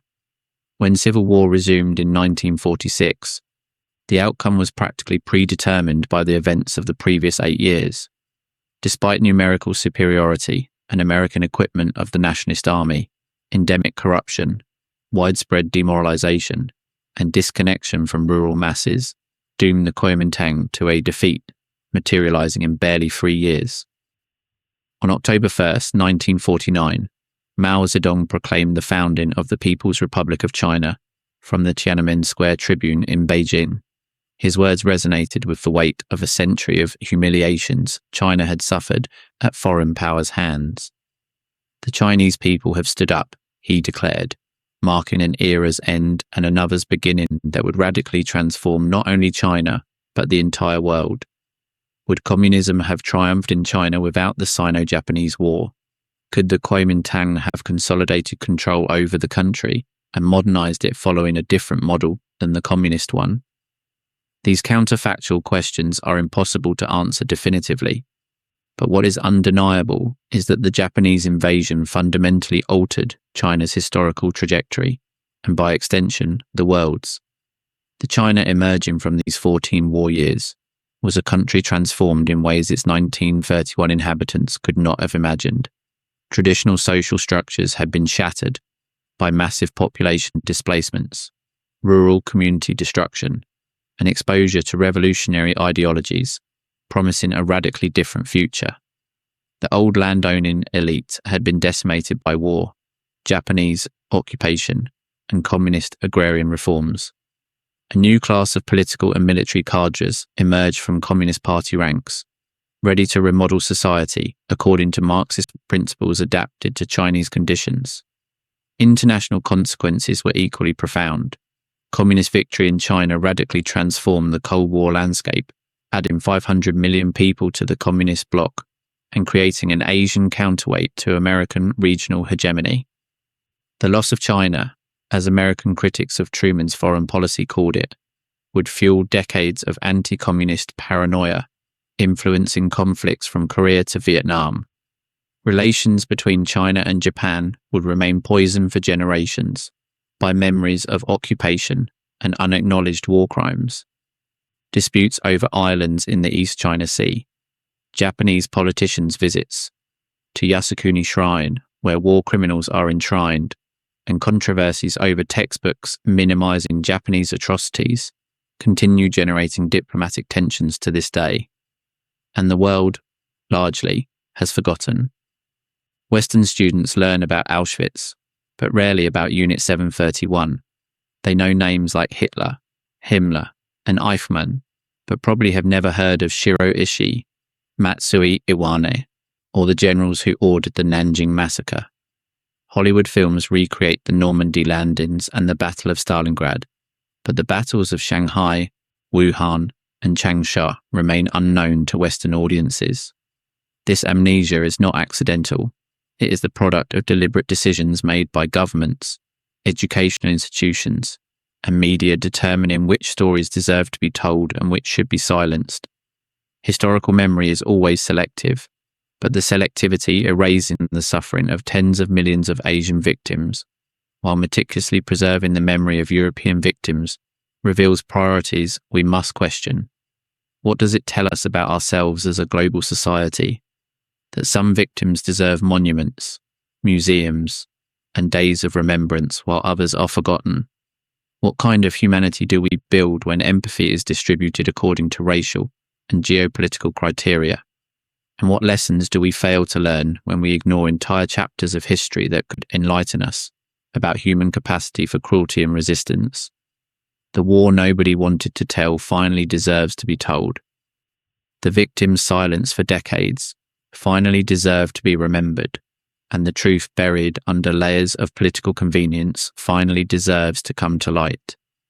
Because history belongs not to those who write it, but to those who lived it. And while millions of descendants of Japanese occupation victims continue waiting for recognition, apologies, and justice, the rest of the world has an obligation to hear their stories, learn from their suffering, and ensure these atrocities are never forgotten nor repeated. Asia burned for 14 years while the world looked the other way. It is time to stop looking away